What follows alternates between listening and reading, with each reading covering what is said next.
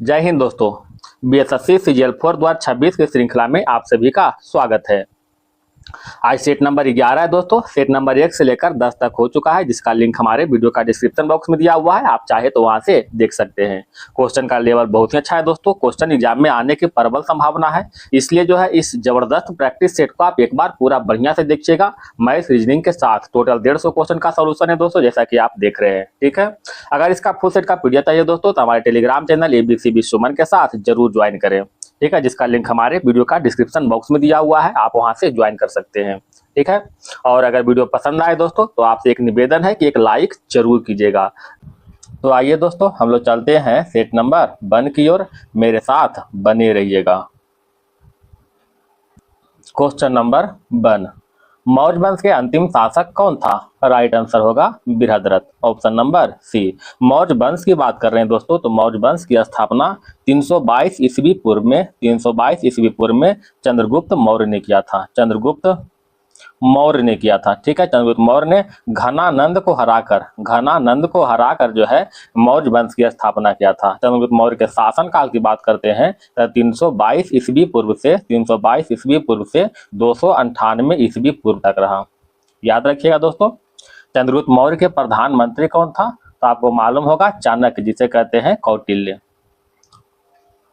चंद्रगुप्त मौर्य की बात करें दोस्तों तो यह जैन धर्म के अनुयायी था। चंद्रगुप्त मौर्य के अगर मृत्यु की बात करते हैं दोस्तों, मृत्यु 298 ईस्वी पूर्व में सरबन बेलगोला, जो कि कर्नाटक में स्थित है। सरबन बेलगोला यानी कर्नाटक में जो इसका अंतिम जो है मतलब सांस लिया है, इसका मृत्यु हुआ है। क्वेश्चन नंबर बढ़ते हैं 2 की ओर।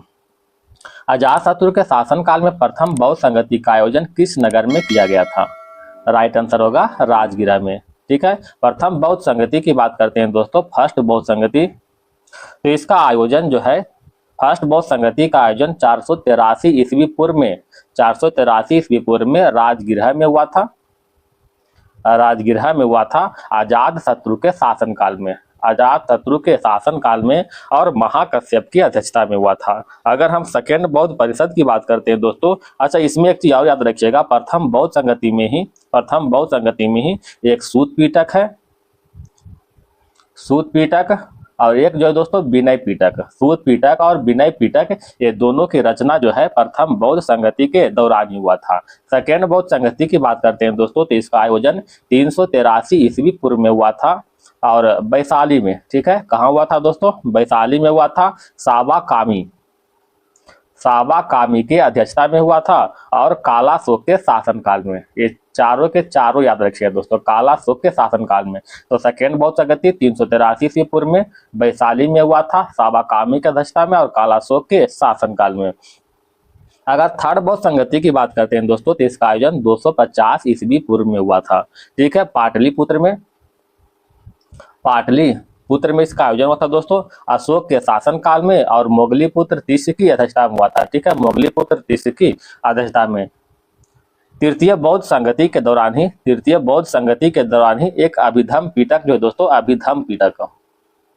अभिधम पीटक इसका निर्माण हुआ था। अभिधम पीटक में बौद्ध की दार्शनिक व्याख्या का वर्णन करता है। अगर हम चतुर्थ बौद्ध संगति की बात करते हैं दोस्तों, तो इसका आयोजन प्रथम शताब्दी में हुआ था, कुंडलवन कश्मीर में वसुमित्र की अध्यक्षता में और कनिष्क के शासनकाल में हुआ था। इसमें एक क्वेश्चन याद रखिएगा दोस्तों कि चतुर्थ बौद्ध संगति में ही हीनयान और महायान का विभाजन हुआ था। क्वेश्चन पूछता है दोस्तों कि किस बौद्ध संगति में हीनयान और महायान का विभाजन हुआ था? तो चतुर्थ बौद्ध संगति में।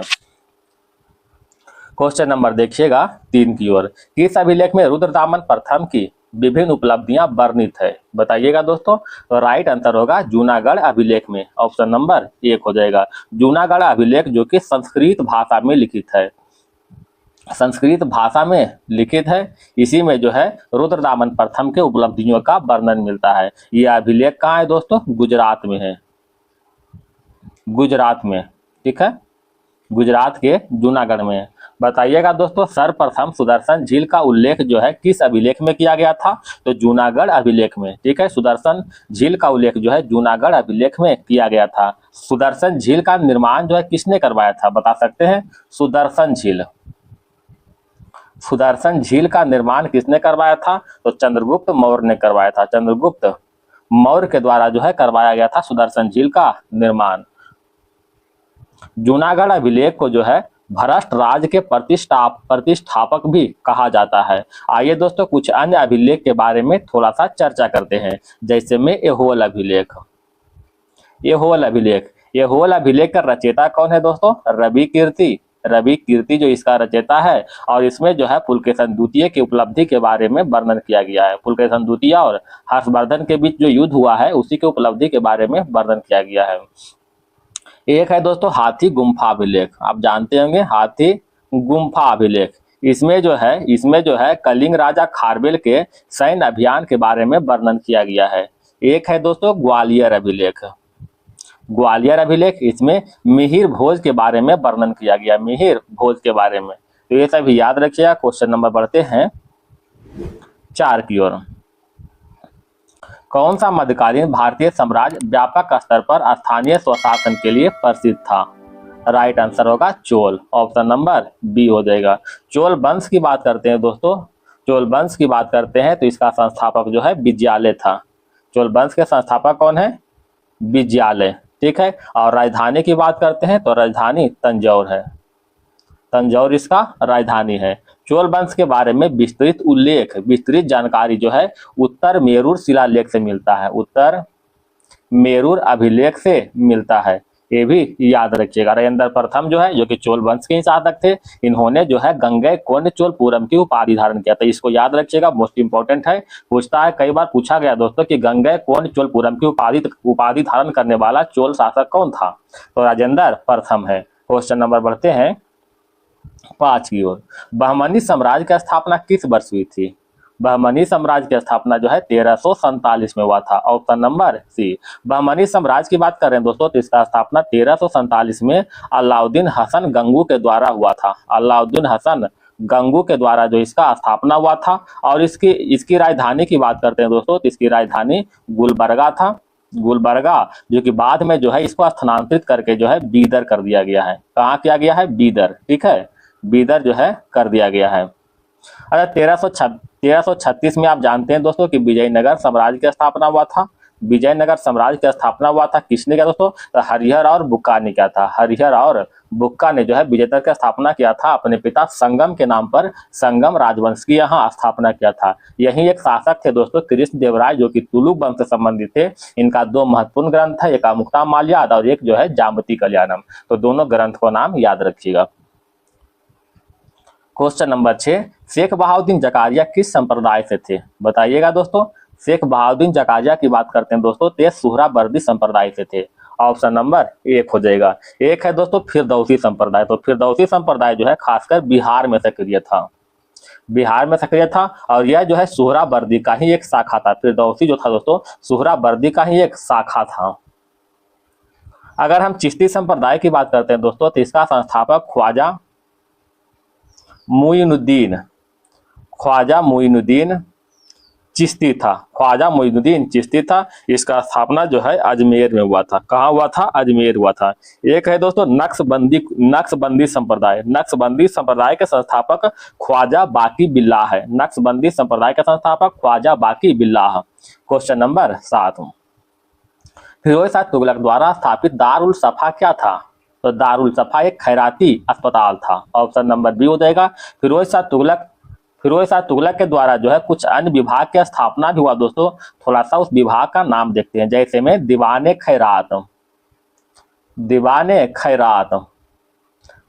खैरात की जो है यह एक दान विभाग था। क्या है दोस्तों? दान विभाग है। दीवाने बंदगान यह क्या है दोस्तों? दास विभाग है, ठीक है। दीवाने इस्तिहाक ये क्या है दोस्तों? पेंशन विभाग है, ये जो है पेंशन विभाग। और इन तीनों विभाग की स्थापना जो है फिरोज शाह तुगलक के द्वारा ही किया गया था, ठीक है। फिरोज शाह तुगलक ने ही जो है सर्वप्रथम जाजिया कर लगाने मतलब ब्राह्मणों पर जाजिया कर लगाने वाला प्रथम दिल्ली का सुल्तान फिरोज शाह तुगलक ही था। इनका कुछ उपाधि इनको जो है सल्तनत काल के अकबर के नाम से भी जाने जाते हैं। सल्तनत काल का अकबर के नाम से जाने जाते हैं फिरोज शाह तुगलक को। क्वेश्चन नंबर 8 देखते हैं दोस्तों। प्रार्थना समाज, यंग इंडिया, लोकहितवादी, सत्यशोधक समाज, रहनुमाई माजदयान सभा, ये सभी निम्न विकल्पों में से कौन सा सही संयोजन है? ठीक है। तो देखते हैं दोस्तों प्रार्थना समाज, बताइएगा दोस्तों प्रार्थना समाज का स्थापना किसने किया था। इसका स्थापना जो है आत्माराम पांडुराम ने किया था। आत्माराम पांडुरंग ने किया था 1867 में, 1867 में, ठीक है। यंग इंडिया की बात करते हैं दोस्तों, तो यहाँ पर यंग इंडिया जो है एक समाज है दोस्तों, ठीक है। तो यंग इंडिया समाज यानी संस्था की स्थापना जो है लाला लाजपत राय के द्वारा हुआ था। लाला लाजपत राय के द्वारा जो है इसका स्थापना हुआ था 1916 में, ठीक है। एक यंग इंडिया दोस्तों पत्रिका है, अगर पत्रिका पूछो यंग इंडिया पत्रिका की बात करें दोस्तों, तो इसका संस्थापक आप जानते हैं दोस्तों महात्मा गांधी जी हैं। लोकहितवादी की बात करते हैं दोस्तों, तो लोकहितवादी किसे कहा जाता है। गोपाल हरि देशमुख, गोपाल हरि देशमुख को लोकहितवादी के नाम से जाने जाते हैं। सत्य शोधक समाज की स्थापना जो है 1873 में ज्योतिबा राव फूले के द्वारा हुआ था। ज्योतिबा फूले के द्वारा जो इसका स्थापना हुआ था। एक है दोस्तों रहनुमाई माजदयान सभा, इसका स्थापना 1851 में हुआ था और दादा भाई नौरोजी के द्वारा स्थापना हुआ था, ठीक है। तो आप मिला के देख सकते हो। तब तो पहला आया आत्माराम पांडुराम, फिर जो है लाला लाजपत राय या फिर महात्मा गांधी। देखिए दोस्तों आत्माराम पांडुराम, उसके बाद मोहनदास करमचंद गांधी आ गया दोस्तों, ठीक है। उसके बाद देखिए गोपाल हरि देशमुख, फिर ज्योतिबा फूले, फिर ये जो है दादा भाई नौरोजी, है कि नहीं। यानी ऑप्शन नंबर क्या होगा दोस्तों, बी हो जाएगा ना। क्वेश्चन नंबर बढ़े दोस्तों 9 की ओर। निम्नलिखित में से महात्मा गांधी जी का भारत में पहला सत्याग्रह कौन था। तो महात्मा गांधी जी का भारत में पहला सत्याग्रह चंपारण सत्याग्रह, जो कि 1917 में हुआ था।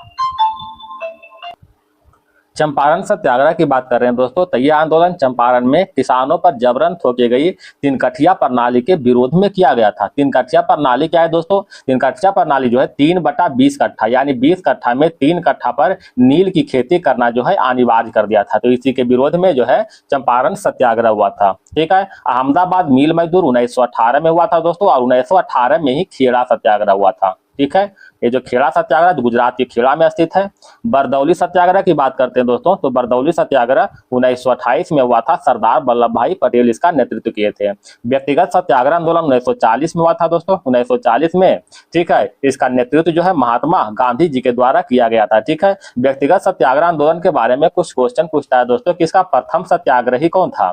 तो प्रथम सत्याग्रही के रूप में विनोबा भावे थे, विनोबा भावे। और दूसरे सत्याग्रही के रूप में सेकंड पूछे तो जवाहरलाल नेहरू थे दूसरे सत्याग्रही के रूप में। क्वेश्चन नंबर देखिए दोस्तों 10 की ओर चलते हैं। भारतीय उच्चायुक्त के पद का किस अधिनियम से सृजन हुआ है। भारतीय उच्चायुक्त के पद का जो है किस अधिनियम से सृजन हुआ है। राइट आंसर होगा भारत सरकार अधिनियम 1919 के तहत। भारत सरकार अधिनियम 1919 की बात करते हैं दोस्तों, तो इसे जो है माउंटेग्यू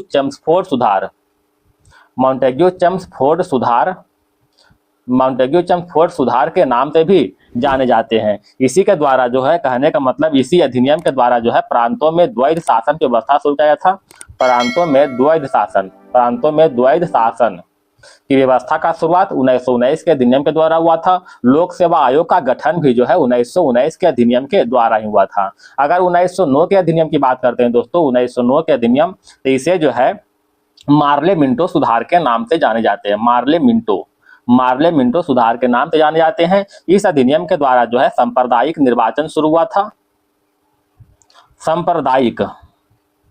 ठीक है, सांप्रदायिक निर्वाचन का शुरुआत हुआ था, ये याद रखिएगा, ठीक है। अच्छा 1935 के अधिनियम की बात करते हैं दोस्तों, तो 1935 के अधिनियम के द्वारा जो है केंद्रों में द्वैध शासन लागू हुआ था।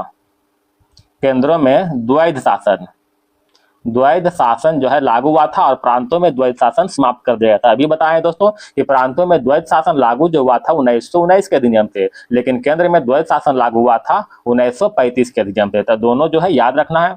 इसी अधिनियम के द्वारा ही शक्तियों का विभाजन हुआ था। शक्ति का विभाजन मतलब क्या दोस्तों, केंद्र संघ सूची, राज्य सूची और समवर्ती सूची में इसको विभाजन कर दिया गया था। आरबीआई की स्थापना भी जो है 1935 के अधिनियम के द्वारा हुआ था और संघीय न्यायालय की स्थापना भी 1935 के अधिनियम के द्वारा 1937 में हुआ था। तो ये सभी याद रखिएगा। क्वेश्चन नंबर बढ़ते हैं दोस्तों। अच्छा इसका राइट आंसर तो हो गया दोस्तों option number B. Question number 11, बंग भंग के बाद कौन सा आंदोलन शुरू हुआ था। तो बंगभंग के बाद जो है स्वदेशी आंदोलन शुरू हुआ था। ठीक है, स्वदेशी आंदोलन का शुरुआत 7 अगस्त 1905 को हुआ था। 16 जुलाई 1905 को लॉर्ड कर्जन के द्वारा बंगाल विभाजन की घोषणा हुआ था। इसी के विरोध में स्वदेशी आंदोलन 7 अगस्त 1905 को शुरुआत हुआ था। अच्छा, इस आंदोलन का उद्देश्य क्या है दोस्तों? तो इस आंदोलन का उद्देश्य ब्रिटिश वस्तुओं को बहिष्कार करना और भारतीय वस्तुओं का अधिक प्रयोग करने पर बल देना था। सविनय अवज्ञा आंदोलन की बात करते हैं दोस्तों, तो यह 1930 में हुआ था। भारत छोड़ो आंदोलन, जिसे अगस्त क्रांति के नाम से जानते हैं, वह 1942 में हुआ था। असहयोग आंदोलन 1920 में हुआ था। ये सभी याद रखिएगा। क्वेश्चन नंबर बढ़ते हैं 12 की ओर।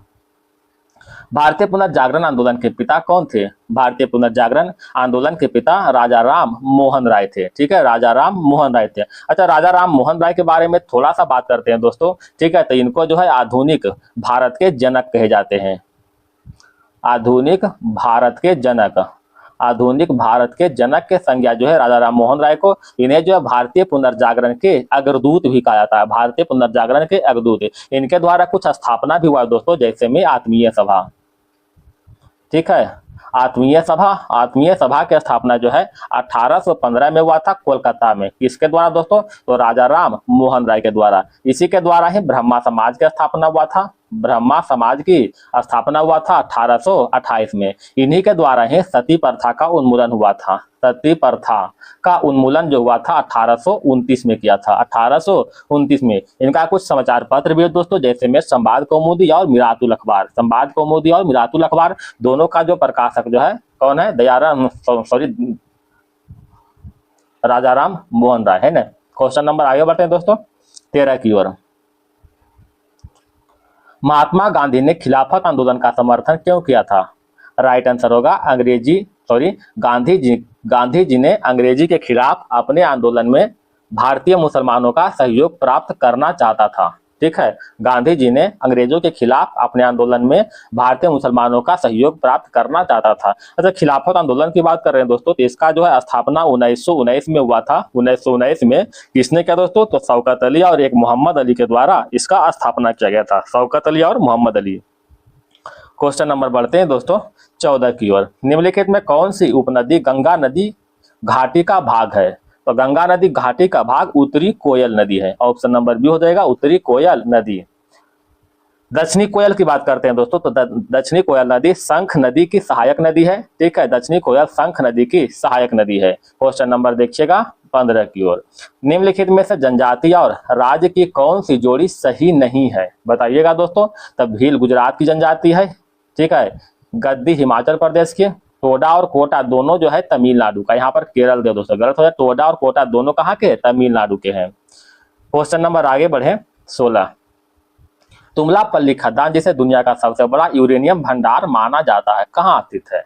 तो तुमलापल्ली खदान जो है आंध्र प्रदेश में स्थित है। ऑप्शन नंबर ए हो जाएगा, आंध्र प्रदेश में। वर्ष 2018 में भारतीय परमाणु ऊर्जा आयोग के एक रिपोर्ट के अनुसार इस खदान में लगभग 85,000 टन यूरेनियम उपलब्ध हुआ है। इस खदान को संसार के सबसे बड़े यूरेनियम खदानों में से एक माना जाता है। क्वेश्चन नंबर बढ़ते हैं 17। भारत के किस एक राज्य की निम्न विशेषताएं हैं? भारत के किस एक राज्य की निम्न विशेषताएं हैं? कहता है इसका उत्तरी भाग शुष्क और अर्ध शुष्क है। इसके मध्य भाग में कपास की खेती होती है और खदान फसलों की तुलना में नकदी फसल की प्रमुखता दी जाती है। तो ये सभी जो है गुजरात के बारे में कह रहा है। ठीक है, गुजरात के बारे में। क्वेश्चन नंबर देखिएगा 18 की ओर। निम्न कथनों पर विचार कीजिए। चिराग शरीफ नामक तीर्थ स्थान कश्मीर हिमालय में स्थित है। चिराग शरीफ नामक तीर्थ स्थान जो है कश्मीर हिमालय में स्थित है। ये बिल्कुल सही है। ठीक है, कश्मीर हिमालय में झेलम, चिनाब, रामगंगा और काली नदी का प्रवाहित होती है। तो कश्मीर हिमालय में झेलम, चिनाब तो सही दोस्तों, लेकिन रामगंगा और काली जो है, रामगंगा और काली दोनों जो है उत्तर प्रदेश में प्रवाहित होती है, ना कि जम्मू कश्मीर में। ये तो गलत हो गया दोस्तों। ठीक है, श्रीनगर जो है सतलज नदी किनारे स्थित है। गलत है दोस्तों, श्रीनगर जो है सतलज नहीं होकर के जो है झेलम नदी के किनारे स्थित है। झेलम नदी किनारे। तो केवल और केवल एक सही है दोस्तों, ऑप्शन नंबर ए हो जाएगा। क्वेश्चन नंबर 19 देखते हैं। भारतीय प्लेट की सीमा के संबंध में कौन सा कथन सत्य है? बताइएगा दोस्तों, कौन सा सत्य है? कहता भारतीय प्लेट के अंतर्गत प्रायद्वीपीय भारत और ऑस्ट्रेलिया महाद्वीप भाग शामिल है।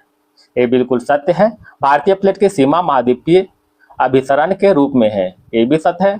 पेंजिया का विभाजन के बाद भारत के पूर्व की ओर खिसकने से हिमालय का उत्थान हुआ है, ये गलत है दोस्तों। पेंजिया के विभाजन के बाद जो है भारत के पूर्व नहीं होगा, भारत के उत्तर की ओर, भारत के उत्तर की ओर जो है खिसकने का उत्थान, मतलब खिसकने से हिमालय का उत्थान हुआ है। तो यहाँ पर पूरब दिया हुआ, ये गलत दिया हुआ था। तो 1 और 2 सत्य है, ऑप्शन नंबर डी हो जाएगा, है ना, option number D. Question number देखिए दोस्तों 20 की ओर। भारत में आने वाले भूकंपों के संबंध में कौन सा कथन सही नहीं है? कथा लातूर का भूकंप वर्ष 1993 में आया था, यह क्षेत्र प्रायः भूकंप मुक्त है, ये क्या है दोस्तों? बिल्कुल सत्य है। ठीक है, लातूर के भूकंप के कारण जलाशय जनित चट्टानी दरार है, ये गलत है दोस्तों। जलाशय जनित चट्टानी दरार नहीं है, इसका कारण क्या है दोस्तों? भारतीय प्लेट का खिसकना, भारतीय प्लेट का खिसकना, भारतीय प्लेट का खिसकना जो है ये महत्वपूर्ण कारक है। कोयना बांध क्षेत्र में भूकंप का कारण भारतीय प्लेट का खिसकना, जो गलत है दोस्तों। कोयना बांध क्षेत्र में भूकंप का कारण जो है जलाशय जनित चट्टानी दरारें, जलाशय जनित चट्टानी दरारें मुख्य कारण है कोयना वाला को। तो ये मतलब है ना, तो ये केवल और केवल एक सही हुआ। ऑप्शन नंबर क्या हो जाएगा दोस्तों? केवल एक हो जाएगा ना। कौन सा कथा सही नहीं, सॉरी दोस्तों, कौन सा सही नहीं है? तो 2 और 3 सही नहीं है, ऑप्शन नंबर डी हो जाएगा। ठीक है, option number D. Question number 21, निम्नलिखित कथनों पर विचार कीजिए। 73वें संविधान संशोधन के बाद विकेंद्रीकरण किया गया, कहता है उपयुक्त में से कौन सा कथन सही है? तो 73वें संविधान संशोधन के बाद जो है निर्णय लेने की शक्ति का, पूर्ण व्यवस्था का और प्रशासनिक शक्ति का, ये तीनों जो है सही है, ऑप्शन नंबर सी हो जाएगा। क्वेश्चन नंबर 22, 1946 में गठित अंतरिम सरकार के मंत्रिमंडल में श्रम विभाग किसे सौंपा गया था? तो श्रम विभाग के रूप में जो है जगजीवन राम को, ऑप्शन नंबर ए हो जाएगा। ठीक है, श्रम विभाग के रूप में जगजीवन राम को सौंपा गया था। अंतरिम मंत्रिमंडल की बात करते हैं दोस्तों, तो इसका गठन जो है 2 सितंबर 1946 को हुआ था, 1946 को। ठीक है, इसमें कुछ जितना भी सदस्य है दोस्तों उसके बारे में थोड़ा सा जानते हैं। इसमें जो है गृह एवं सूचना प्रसारण मंत्रालय जो है वल्लभ भाई पटेल को दिया गया था, वल्लभ भाई पटेल को दिया गया था। ठीक है, रक्षा मंत्रालय जो है बलदेव सिंह को दिया गया था, रक्षा विभाग जो है बलदेव सिंह को। शिक्षा विभाग, ठीक है, शिक्षा विभाग जो है सी राजगोपालचारी को दिया गया था, सी राजगोपालचारी को दिया गया था। ठीक है, खाद्य एवं कृषि विभाग किसको भी दोस्तों? तो यह जो है राजेंद्र प्रसाद को मिला था, राजेंद्र प्रसाद को। रेलवे विभाग जो है आसफ अली को मिला था, रेलवे विभाग आसफ अली को दिया गया था। ठीक है, श्रम विभाग, ठीक है, श्रम विभाग जो है जगजीवन राम को मिला था, जगजीवन राम को। वित्त विभाग क्या है दोस्तों? लियाकत अली को मिला था, लियाकत अली को वित्त विभाग मिला था। तो ये सभी जो विभाग है याद रखिएगा, इंपॉर्टेंट है। रक्षा विभाग बलदेव सिंह, शिक्षा विभाग सी राजगोपालचारी, खाद्य एवं कृषि विभाग राजेंद्र प्रसाद को मिला था, रेलवे मंत्री जो है आसफ अली को, श्रम विभाग जो मिला था जगजीवन राम, वित्त विभाग लियाकत अली। क्वेश्चन नंबर आगे बढ़ते हैं। कथा स्वतंत्र भारत के प्रथम विधि आयोग के अध्यक्ष कौन थे? बताइएगा दोस्तों। तो इसका राइट आंसर होगा MC Setalvad, option number D हो जाएगा। स्वतंत्र भारत के प्रथम विधि आयोग के अध्यक्ष MC सीतलवाड़ थे। ठीक है, स्वतंत्र भारत के प्रथम विधि आयोग के गठन जो है 1955 में हुआ था, MC सीतलवाड़ की अध्यक्षता में हुआ था। यह है दोस्तों, यह एक गैर संवैधानिक निकाय है, गैर संवैधानिक निकाय है। यह क्या है? गैर संवैधानिक निकाय है, याद रखिएगा। इसका प्रमुख कार्य है कानूनी और न्याय मंत्रालय को सलाह देना। ठीक है, क्वेश्चन नंबर बढ़ते हैं 24 की ओर। राष्ट्रपति द्वारा प्रयोग की जाने वाली शक्तियां व किए जाने वाले कार्य निम्नलिखित में कौन सा नहीं है? बता सकते हैं दोस्तों। इसका राइट आंसर होगा ऑप्शन नंबर डी, न्यायपालिका में हस्तक्षेप की शक्ति, न्यायपालिका में हस्तक्षेप की शक्ति। क्वेश्चन नंबर देखिएगा 25 की ओर। संसद में विभिन्न मामलों को निर्धारित करने के लिए कितने प्रकार के बहुमत की आवश्यकता होती है? संसद में विभिन्न मामलों को निर्धारित करने के लिए टोटल 4 तरह के बहुमत की आवश्यकता होती है। ये 4 तरह के बहुमत कौन कौन है दोस्तों? पहला तो हो जाएगा साधारण बहुमत, ठीक है, साधारण बहुमत। दूसरा हो जाएगा दोस्तों पूर्ण बहुमत। तीसरा हो जाएगा दोस्तों प्रभावी बहुमत। चौथा क्या है दोस्तों? विशेष बहुमत। तो ये जो है 4 तरह के बहुमत की आवश्यकता होती है, ध्यान रखिएगा। क्वेश्चन नंबर बढ़ते हैं 26 की ओर। राज्य विधान परिषद के सदस्य राज्य विधान परिषद के सदस्य निम्नलिखित में किस श्रेणी से नहीं चुने जाते हैं?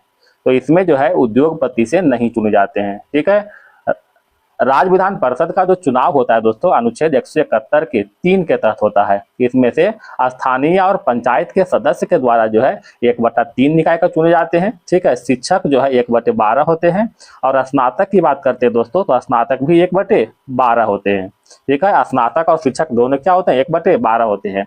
इसमें विधानसभा से भी 1/3 सदस्य चुने जाते हैं, याद रखिएगा। क्वेश्चन नंबर 27, धर्म, जाति, लिंग या स्थान, जन्म स्थान के आधार पर भेदभाव का निषेध किस अनुच्छेद में किया गया है? राइट आंसर होगा अनुच्छेद 15 में। अनुच्छेद 15 में धर्म, जाति, लिंग के आधार पर भेदभाव के निषेध का जो है प्रावधान किया गया है। ठीक है, अनुच्छेद 16 की बात करते हैं दोस्तों तो इसमें समानता का अधिकार दिया गया है। समानता के अधिकार जो है दिया गया है। ठीक है, अनुच्छेद 17 की बात करते हैं दोस्तों तो अस्पृश्यता का उन्मूलन का प्रावधान किया गया है। अनुच्छेद 18 की बात करेंगे दोस्तों तो क्या इसमें उपाधि का अंत दिया हुआ अनुच्छेद 18 में। ठीक है, अनुच्छेद 18 में उपाधि का अंत, इसी के तहत जो है भारत रत्न भी दिया जाता है। अनुच्छेद 19 की बात करेंगे दोस्तों तो 19 में क्या है? बोलने की आजादी है, बोलने की आजादी है, आजादी, प्रेस की आजादी है, ये सभी आजादी दिया गया है। अनुच्छेद हम 20 की बात करेंगे दोस्तों तो 20 में क्या है बता सकते हैं? 20 में है अपराधों के लिए दोष सिद्धि का संरक्षण। अपराधों के लिए दोष सिद्धि का संरक्षण का प्रावधान किया गया है। अगर हम अनुच्छेद 21 की बात करते हैं दोस्तों तो 21 में क्या है बताइएगा? अनुच्छेद 21 में दोस्तों प्राण और दैहिक स्वतंत्रता का संरक्षण, प्राण और दैहिक स्वतंत्रता, प्राण और दैहिक स्वतंत्रता का संरक्षण का प्रावधान किया गया है। अनुच्छेद 22 की बात करते हैं दोस्तों तो कुछ दशाओं में गिरफ्तारी और निरोध का संरक्षण दिया गया है अनुच्छेद 22 में। अगर अनुच्छेद 23 की बात करें दोस्तों तो इसमें क्या है बताइएगा? बलात्श्रम। बलात्श्रम कहने का मतलब है दोस्तों किसी को भी जबरदस्ती काम नहीं करवा सकते हैं। ठीक है, बंधुआ मजदूर की तरह।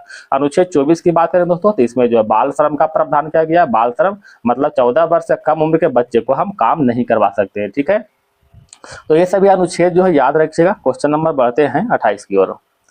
अनुच्छेद 35 का एवं अनुच्छेद 370 के प्रावधान को भारतीय संविधान में शामिल किया गया था, बताइएगा दोस्तों। तो राइट आंसर होगा 1954 में। अनुच्छेद 35 का एक और अनुच्छेद 370 का हिस्सा है। जो अनुच्छेद 35 है दोस्तों ये अनुच्छेद 370 का हिस्सा है। वर्तमान समय में अनुच्छेद 370 को जम्मू कश्मीर पुनर्गठन विधेयक 2019 के द्वारा जो है इसे समाप्त कर दिया गया है।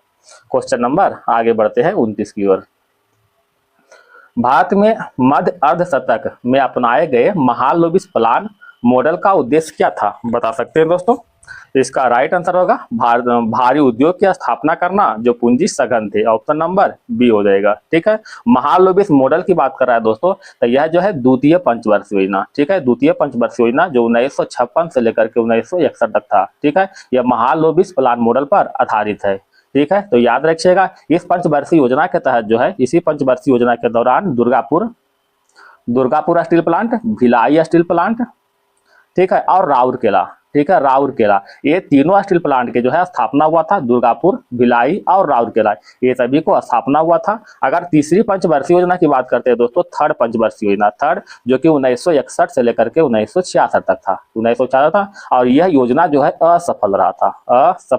क्यों असफल रहा दोस्तों? क्योंकि इसी के दौरान जो है इसी पंचवर्षीय योजना के दौरान 1962 में भारत और चीन युद्ध हुआ था। भारत और चीन का युद्ध हुआ था। 1965 में भारत और पाकिस्तान युद्ध हुआ था। तो ये दोनों युद्ध के कारण ही जो है असफल रहा था। ठीक है, और यह प्लान जो है गॉडगिल मॉडल पर आधारित है। याद रखिएगा गॉडगिल मॉडल पर आधारित है। तृतीय पंचवर्षीय योजना और चतुर्थ दोनों जो है गॉडगिल मॉडल पर ही आधारित है। अच्छा, इसी पंचवर्षीय योजना के दौरान क्या हुआ था दोस्तों? हरित क्रांति का शुरुआत हुआ था। हरित क्रांति आप जानते हैं दोस्तों 1966-67 में शुरुआत हुआ था। ठीक है, इसी के दौरान जो है बोकारो स्टील प्लांट का स्थापना हुआ था। जो कि 1964 में स्थापना हुआ था दोस्तों। तो ये सभी याद रखिएगा। क्वेश्चन नंबर देखिएगा दोस्तों 30 की ओर। निम्नलिखित उपभोक्ता मूल्य सूचकांक पर विचार कीजिए। ठीक है, कहता है दोस्तों कि उपर्युक्त सूचकांकों में से कौन सा केंद्रीय सांख्यिकी संगठन CSO द्वारा संकलित किया जाता है? तो इसमें कहा दोस्तों कि CSO के द्वारा कौन सा संकलित होता है। देखिएगा, औद्योगिक श्रमिक के लिए उपभोक्ता मूल्य सूचकांक ये CSO के द्वारा नहीं होता है। कृषि श्रमिक के लिए उपभोक्ता मूल्य सूचकांक ये भी सीएसओ के द्वारा नहीं होता है। ग्रामीण श्रमिकों के लिए उपभोक्ता मूल्य सूचकांक ये भी नहीं होता है। शहरी गैर श्रम कर्मचारी के लिए उपभोक्ता मूल्य सूचकांक ये जो है सीएसओ के द्वारा ही संकलित होता है। अच्छा, सीएसओ की बात करें दोस्तों तो इसका स्थापना 2 मई 1951 को हुआ था तथा हेडक्वार्टर नई दिल्ली है। हेडक्वार्टर कहाँ है? नई दिल्ली जो इसका हेडक्वार्टर है, याद रखिएगा। इसका राइट आंसर होगा ऑप्शन नंबर सी, केवल और केवल 4 हो जाएगा। क्वेश्चन नंबर देखिएगा 31 की ओर। भारत के सकल घरेलू उत्पाद के नीचे दिए गए विभिन्न क्षेत्रों के योगदान का कौन सा एक सही ह्रासमान क्रम है? तो इसका राइट आंसर क्या होगा दोस्तों? तृतीयक हो जाएगा, क्योंकि सबसे अधिक जो है मतलब योगदान जो देता है तृतीयक देता है दोस्तों। तो तृतीयक क्षेत्र में यानी थर्ड सेक्टर में योगदान जो है लगभग जो है 52% होता है। उसके बाद सेकेंड देता है, सेकेंड सेक्टर में योगदान जो है 30% होता है दोस्तों। और सबसे कम जो है फर्स्ट सेक्टर जिसे कृषि क्षेत्र कहते हैं, इसमें योगदान है मात्र 18%। तो सबसे अधिक थर्ड हो जाएगा, उसके बाद सेकेंड, उसके बाद फर्स्ट। तो तृतीयक हो जाएगा, फिर द्वितीयक और प्राथमिक, ऑप्शन नंबर बी हो जाएगा। ठीक है, क्वेश्चन नंबर देखिएगा 32 की ओर। भारत को 1991 में ऐसे आर्थिक संकट का सामना पड़ा, निम्नलिखित में से कौन सा उस संकट का प्रमुख कारण रहा? बताइएगा दोस्तों। तो इसका राइट आंसर होगा बाहरी ऋण का उच्च स्तर, ऑप्शन नंबर बी, बाहरी ऋण का उच्च स्तर। क्वेश्चन नंबर 33 है। तीसरी पीढ़ी के कंप्यूटर में कौन सी तकनीक का उपयोग किया जाता है? तो तीसरी पीढ़ी के कंप्यूटर में इंटीग्रेट सर्किट यानी आईसी चिप का प्रयोग करते हैं, इंटीग्रेट सर्किट का प्रयोग करते हैं। ठीक है, इंटीग्रेट सर्किट का तीसरी पीढ़ी के कंप्यूटर में। क्वेश्चन नंबर 34, निम्नलिखित में से कौन सा एक कंप्यूटर एप्लीकेशन सॉफ्टवेयर है? बताइएगा दोस्तों। इसका राइट आंसर होगा वर्ड प्रोसेसर। वर्ड प्रोसेसर क्या है दोस्तों? एक कंप्यूटर एप्लीकेशन सॉफ्टवेयर है। रैम रैंडम एक्सेस मेमोरी है दोस्तों। जावा क्या है? जावा जो है एक भाषा है, कंप्यूटर भाषा है जावा। क्वेश्चन नंबर देखिएगा 35 की ओर। नेताजी सुभाष चंद्र बोस हवाई अड्डा कहाँ है? राइट आंसर होगा कोलकाता में। नेताजी सुभाष चंद्र बोस हवाई अड्डा कोलकाता में है। अगर वाराणसी की बात करते हैं दोस्तों तो यहाँ पर लाल बहादुर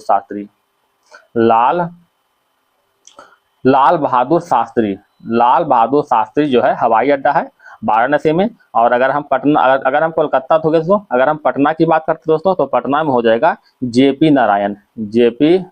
नारायण अंतर्राष्ट्रीय हवाई अड्डा। और लखनऊ की बात करते हैं तो चौधरी चरण सिंह जो है अंतर्राष्ट्रीय हवाई अड्डा। तो याद रखिएगा, पटना में जयप्रकाश नारायण अंतर्राष्ट्रीय हवाई अड्डा और लखनऊ में चौधरी चरण सिंह अंतर्राष्ट्रीय हवाई अड्डा और लाल बहादुर शास्त्री जो है ये वाराणसी में स्थित है।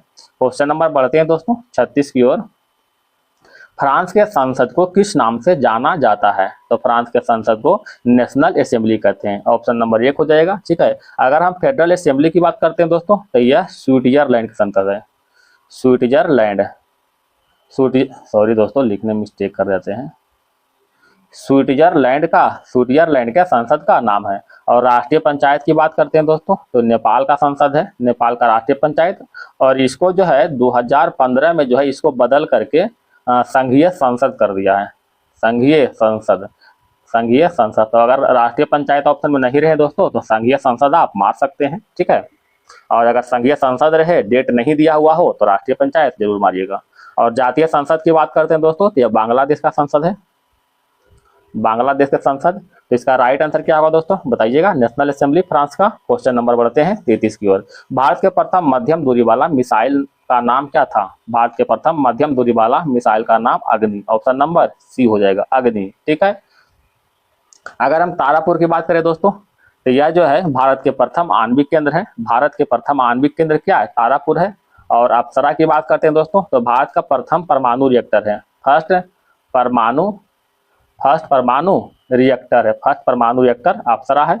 और अगर हम पृथ्वी की बात करते हैं दोस्तों तो क्या है? भारत के प्रथम प्रक्षेपास्त्र है, भारत के प्रथम प्रक्षेपास्त्र हो जाएगा अप्सरा। ठीक है, सॉरी पृथ्वी, भारत के प्रथम प्रक्षेपास्त्र पृथ्वी हो जाएगा। तो याद रखिएगा अप्सरा क्या है दोस्तों? प्रथम परमाणु रिएक्टर हो जाएगा भारत के। क्वेश्चन नंबर बढ़ते हैं 38 की ओर। शीतोष्ण कटिबंधीय प्राकृतिक वनस्पति भारत के किस क्षेत्र में पाई जाती है? तो शीतोष्ण कटिबंधीय प्राकृतिक वनस्पति जो है भारत के पश्चिमी हिमालय क्षेत्र में पाए जाते हैं। अच्छा, इसके अंतर्गत जो है कुछ पेड़ है दोस्तों, जैसे में देवदार आता है, ओक, फर, स्प्रूस, ठीक है, स्प्रूस। तो ये सभी फर मतलब ये जो है ये सभी पेड़ है शीतोष्ण कटिबंधीय प्राकृतिक वनस्पति के अंतर्गत आता है। देवदार, ओक, फर, स्प्रूस जो कि पश्चिमी हिमालय क्षेत्र में पाई जाती है। क्वेश्चन नंबर 39, अंतर्राष्ट्रीय कृषि विकास कोष का मुख्यालय कहाँ स्थित है? राइट आंसर होगा रोम। अंतर्राष्ट्रीय कृषि विकास कोष का मुख्यालय रोम में स्थित है। अगर इसका स्थापना की बात करें दोस्तों तो 1974 में इसका स्थापना हुआ था। इसका उद्देश्य विकासशील राष्ट्रों में ग्रामीण क्षेत्रों की आबादी का निवारण करना। क्वेश्चन नंबर 40 की ओर आते हैं। कथा निम्नलिखित युग्मों पर विचार करें और गलत युग्म को चयन करना है। पुछताछ हंगरी का है, सत्य है। और कैंटरबरी न्यूजीलैंड का है, डाउन्स ऑस्ट्रेलिया का है, और कंबोज जो है ब्राजील का है दोस्तों। कहाँ का है? उत्तरी अमेरिका ना होकर के ब्राजील का है। ठीक है, ब्राजील का है। अच्छा, इसमें एक और याद रखिए दोस्तों, एक कंबोज हो गया, कंबोज के साथ याद रखिएगा लानोज। ठीक है, लानोज, कंबोज एक लानोज। लानोज जो है वेनेजुएला का है, वेनेजुएला का है। ठीक है, और ये दोनों जो है ना, ये दोनों जो है उष्ण कटिबंधीय घास के मैदान का उदाहरण है। उष्ण कटिबंधीय घास के मैदान का उदाहरण है। क्वेश्चन पूछता है दोस्तों, बहुत बार पूछा गया है कि मतलब बोल देगा कि कौन सा उष्ण कटिबंधीय घास का मैदान का उदाहरण है, ऑप्शन दे देगा और छाटने के लिए कहेगा। तो याद रखिएगा कंबोज और एक लानोज दोनों क्या है? उष्ण कटिबंधीय घास के मैदान का उदाहरण है। बाकी जो पुछताछ, कैंटरबरी, ये सब जो है शीतोष्ण कटिबंधीय घास के मैदान है। कुछ अन्य घास के मैदान के बारे में थोड़ा देखते हैं दोस्तों, जैसे में स्टेपीज। स्टेपीज कहाँ के दोस्तों? एशिया और यूरोप के हैं। एशिया एंड यूरोप के हैं, यूरोप का। ठीक है, बेल्ड कहाँ के दोस्तों? बेल्ड दक्षिण अफ्रीका के हैं, बेल्ड दक्षिण अफ्रीका। पुछताछ हो गया दोस्तों हंगरी का है। ठीक है, पंपास कहाँ के हैं? पंपास जो है अर्जेंटीना के, आप जानते होंगे अर्जेंटीना का पंपास है। ठीक है, प्रेरी बताइएगा दोस्तों, उत्तरी अमेरिका का है प्रेरी, उत्तरी अमेरिका का प्रेरी हो जाएगा। तो ये सब याद रखिएगा। और ये सभी जो क्या है? शीतोष्ण कटिबंधीय घास के मैदान है। और ये दो कम से कम याद रखिएगा, कंबोज और लानोस दोनों क्या है? उष्ण कटिबंधीय घास का मैदान है। क्वेश्चन नंबर बढ़े दोस्तों 40 की ओर। केंद्रीय बजट 2026-27 में केंद्रीय राजस्व एवं व्यय के संबंध में सरकार की आय के संदर्भ 1 रुपया के सापेक्ष में सही मिलान करना है। कथा उधार एवं अन्य देय 24 पैसा है। 1 रुपया का सापेक्ष मान रहा है कि मान लेते हैं कि 1 रुपया पूरा इनकम है। ठीक है, तो उसके हिसाब से तो 24 पैसा जो है उधार और अन्य देय है, जो कि सबसे अधिक है। ठीक है, निगम कर 4 पैसा है, आयकर 21 पैसा है, सीमा शुल्क 10 पैसा है। तो ये सभी के सभी जो है बिल्कुल सत्य है दोस्तों। क्वेश्चन नंबर 42, आधार वर्ष 2024 के साथ उपभोक्ता मूल्य सूचकांक ये आंकड़े निम्नलिखित में से किस मंत्रालय के द्वारा जारी किया गया? राइट आंसर होगा दोस्तों सांख्यिकी और कार्यान्वयन, ऑप्शन नंबर सी हो जाएगा। क्वेश्चन नंबर देखिएगा 43 की ओर। राष्ट्रीय वन्य जीव बोर्ड द्वारा किस टाइगर रिजर्व के मुख्य क्षेत्र में कोपरा माध्यम सिंचाई परियोजना हेतु वन भूमि के डायन वर्जन की सिफारिश की? बताइएगा। तो इसका राइट आंसर होगा वीरांगना दुर्गावती टाइगर रिजर्व। ये कहाँ है दोस्तों? ये मध्य प्रदेश में अवस्थित है। याद रखिएगा वीरांगना दुर्गावती टाइगर रिजर्व। कुछ अन्य टाइगर रिजर्व की बात करते हैं दोस्तों, जैसे में रणथंभौर दिया हुआ है, ये राजस्थान में स्थित है। रणथंभौर राजस्थान में दोस्तों। यह जो है यह टाइगर रिजर्व जो है दोस्तों अरावली और विंध्य पर्वत के श्रृंखला के मिलन स्थल पर स्थित है। अरावली और विंध्य श्रृंखला के पर्वत के मिलन स्थल पर जो है यह स्थित है। अगर कान्हा टाइगर रिजर्व की बात करते हैं दोस्तों, तो ये कहाँ है बताइएगा? कान्हा भी मध्य प्रदेश में स्थित है। और इसी टाइगर रिजर्व पर एक किताब लिखा गया है जिसका नाम है द जंगल बुक, इसी पर लिखा गया है। इसका लेखक है Rudyard Kipling. Bandipur tiger reserve Karnataka में स्थित है। एक और याद रखिएगा दोस्तों, इंपॉर्टेंट है, मेलघाट टाइगर रिजर्व कहाँ है दोस्तों? महाराष्ट्र में स्थित है। मेलघाट महाराष्ट्र में स्थित है। तो ये सब याद रखिएगा। क्वेश्चन नंबर बढ़ते हैं 44 की ओर। भारत वन स्थिति रिपोर्ट 2023 के अनुसार देश में कुल वन और वृक्षावरण कितना वर्ग किलोमीटर में फैला हुआ है? तो आप जानते हैं दोस्तों कुल वन और वृक्षावरण जो है टोटल 25.17% है, जो कि 8,27,357 किलोमीटर है। 8,27,357 किलोमीटर है। अगर कुल वनावरण की बात करें दोस्तों, कुल कुल बनावरण की बात करें दोस्तों तो यह 21.76% है, ठीक है, जो कि कितना है दोस्तों बता सकते हैं, जो कि 7,15,343 वर्ग किलोमीटर है, याद रखिएगा। क्वेश्चन नंबर देखिएगा 45 की ओर, मिलान करना है, मिलान कीजिएगा, ध्यान दीजिएगा। सैयद आता हसनैन, सैयद आता हसनैन जो है बिहार के राज्यपाल है, RN रवि पश्चिम बंगाल के राज्यपाल है, और विष्णुदेव शर्मा महाराष्ट्र के राज्यपाल हैं, और शिव प्रताप शुक्ला ये कहाँ के दोस्तों, तेलंगाना के राज्यपाल है। तो PQRS देख लीजिए दोस्तों, PQRS ऑप्शन नंबर ए हो जाएगा। क्वेश्चन नंबर देखिएगा दोस्तों 46 की ओर, निम्नलिखित में कौन सी पुस्तक अनुपम खेर द्वारा लिखी गई थी। तो अनुपम खेर के द्वारा different but no less, different but no less का लेखक अनुपम खेर है। अच्छा, mother Mary come to me, mother Mary came to me का लेखक कौन है, अरुधंती राय, अरुधंती राय है, ठीक है। The Chola tiger Avenger of Somnath, इसका लेखक है दोस्तों अमीश त्रिपाठी, अमीश त्रिपाठी, याद रखिएगा। The Chola tiger Avenger of Somnath, Amish Tripathi. Question number बढ़े दोस्तों 47 की ओर, बिहार आर्थिक सर्वेक्षण 2025-26 के अनुसार बिहार का सबसे लंबा राष्ट्रीय राजमार्ग कौन सा है। तो बिहार का सबसे लंबा राष्ट्रीय राजमार्ग NH27 है, NH27 है, ठीक है। अगर इसका लंबाई की बात करें दोस्तों तो 483 किलोमीटर इसका लंबाई है, ठीक है। बिहार में जो है कुल, बिहार में टोटल 57 को राष्ट्रीय राजमार्ग है, जिसकी लंबाई जो है 6389 किलोमीटर है टोटल, ठीक है। बिहार में टोटल 57 जो है राष्ट्रीय राजमार्ग संख्या है, और जिसकी लंबाई कितना है 6389 किलोमीटर टोटल है, ठीक है। देश में कुल सड़क नेटवर्क का लगभग बिहार में जो है 5.5% का ही हिस्सेदारी है। क्वेश्चन नंबर बढ़ते हैं दोस्तों 48 की ओर, बिहार बजट 2026-27 के अनुसार राज्य के राजकोषीय घाटा GDSP का कितना % होने का अनुमान है, बताइएगा दोस्तों। तो कितना % है दोस्तों, GSDP का जो है कितना %, तो GSDP का 2.99% होने का अनुमान है। Question number 49, Henley passport index 2026 के अनुसार भारतीय पासपोर्ट की रैंकिंग क्या है। राइट आंसर होगा दोस्तों, बता सकते हैं। तो हेनले पासपोर्ट में भारत का रैंकिंग 75 है, 2026 की बात है दोस्तों। कुछ अन्य सूचकांक के बारे में थोड़ा सा जानते हैं दोस्तों, जैसे में विश्व प्रसन्नता सूचकांक, विश्व प्रसन्नता सूचकांक। तो विश्व प्रसन्नता सूचकांक में दोस्तों भारत का स्थान 116वां, ये 2026 की बात हो रहा है दोस्तों, ठीक है। विश्व प्रेस स्वतंत्रता सूचकांक, विश्व प्रेस स्वतंत्रता सूचकांक, इसमें भारत का स्थान 157वां है, सॉरी दोस्तों 157वां है, ठीक है।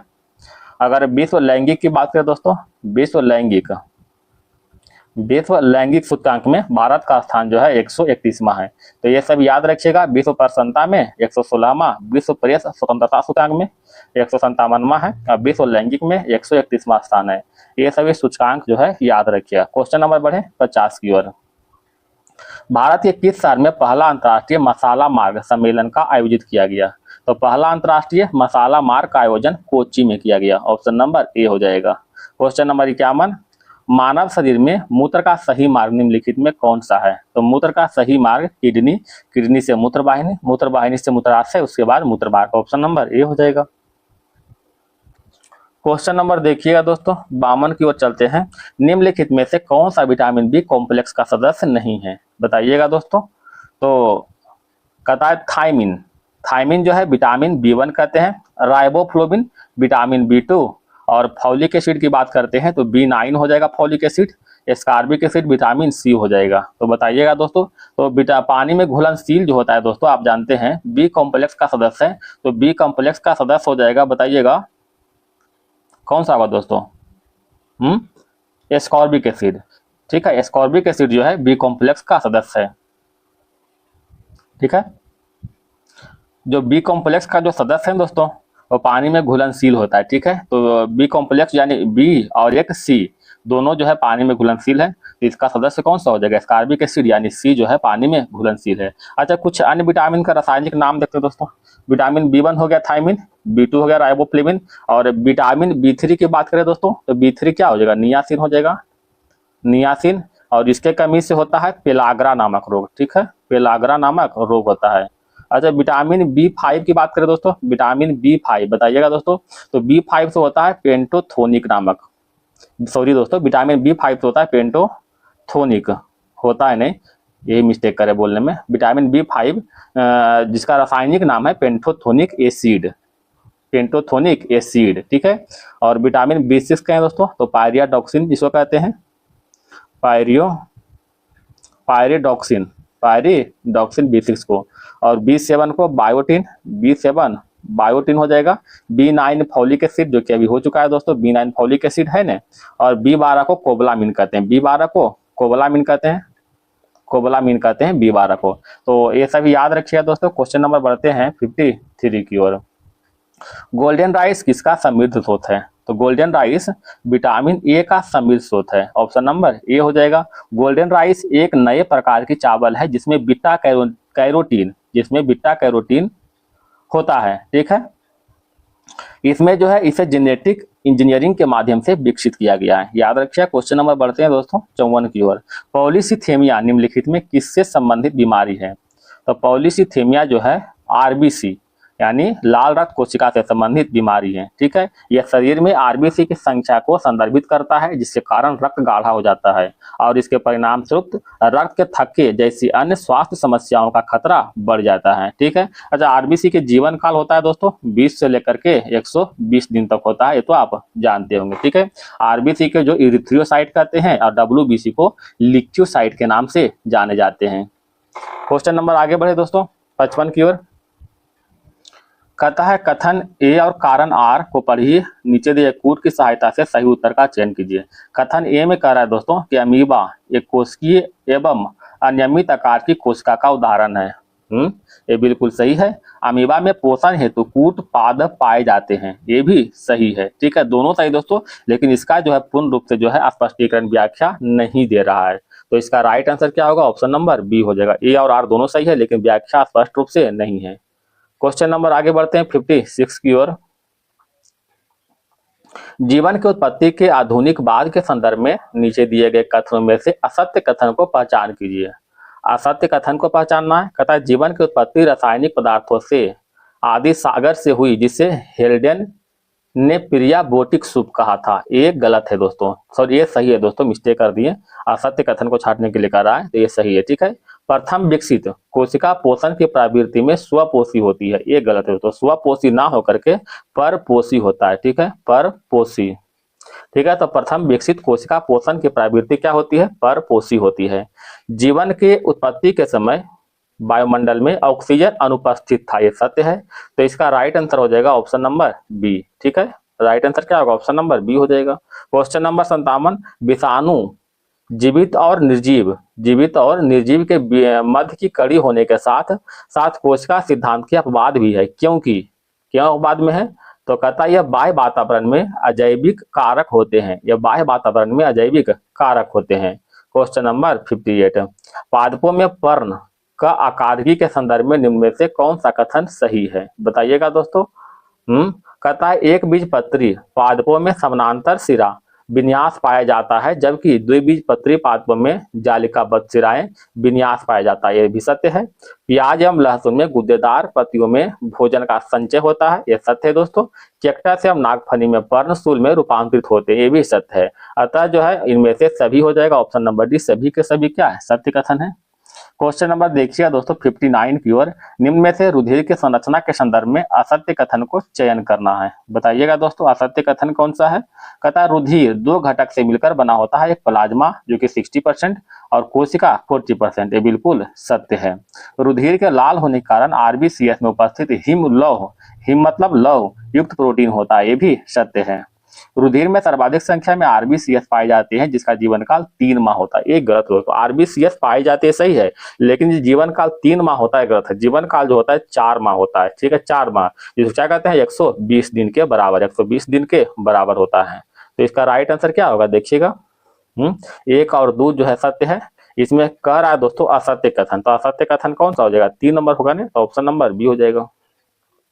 क्वेश्चन नंबर देखिएगा 60 की ओर। निम्न कथनों पर विचार कीजिए, सत्य कथन को चयन करना है। कहता हैजा और मोती झरा जल जनित संक्रामक रोगों के उदाहरण है, क्या यह सही है दोस्तों? ये बिल्कुल सत्य है।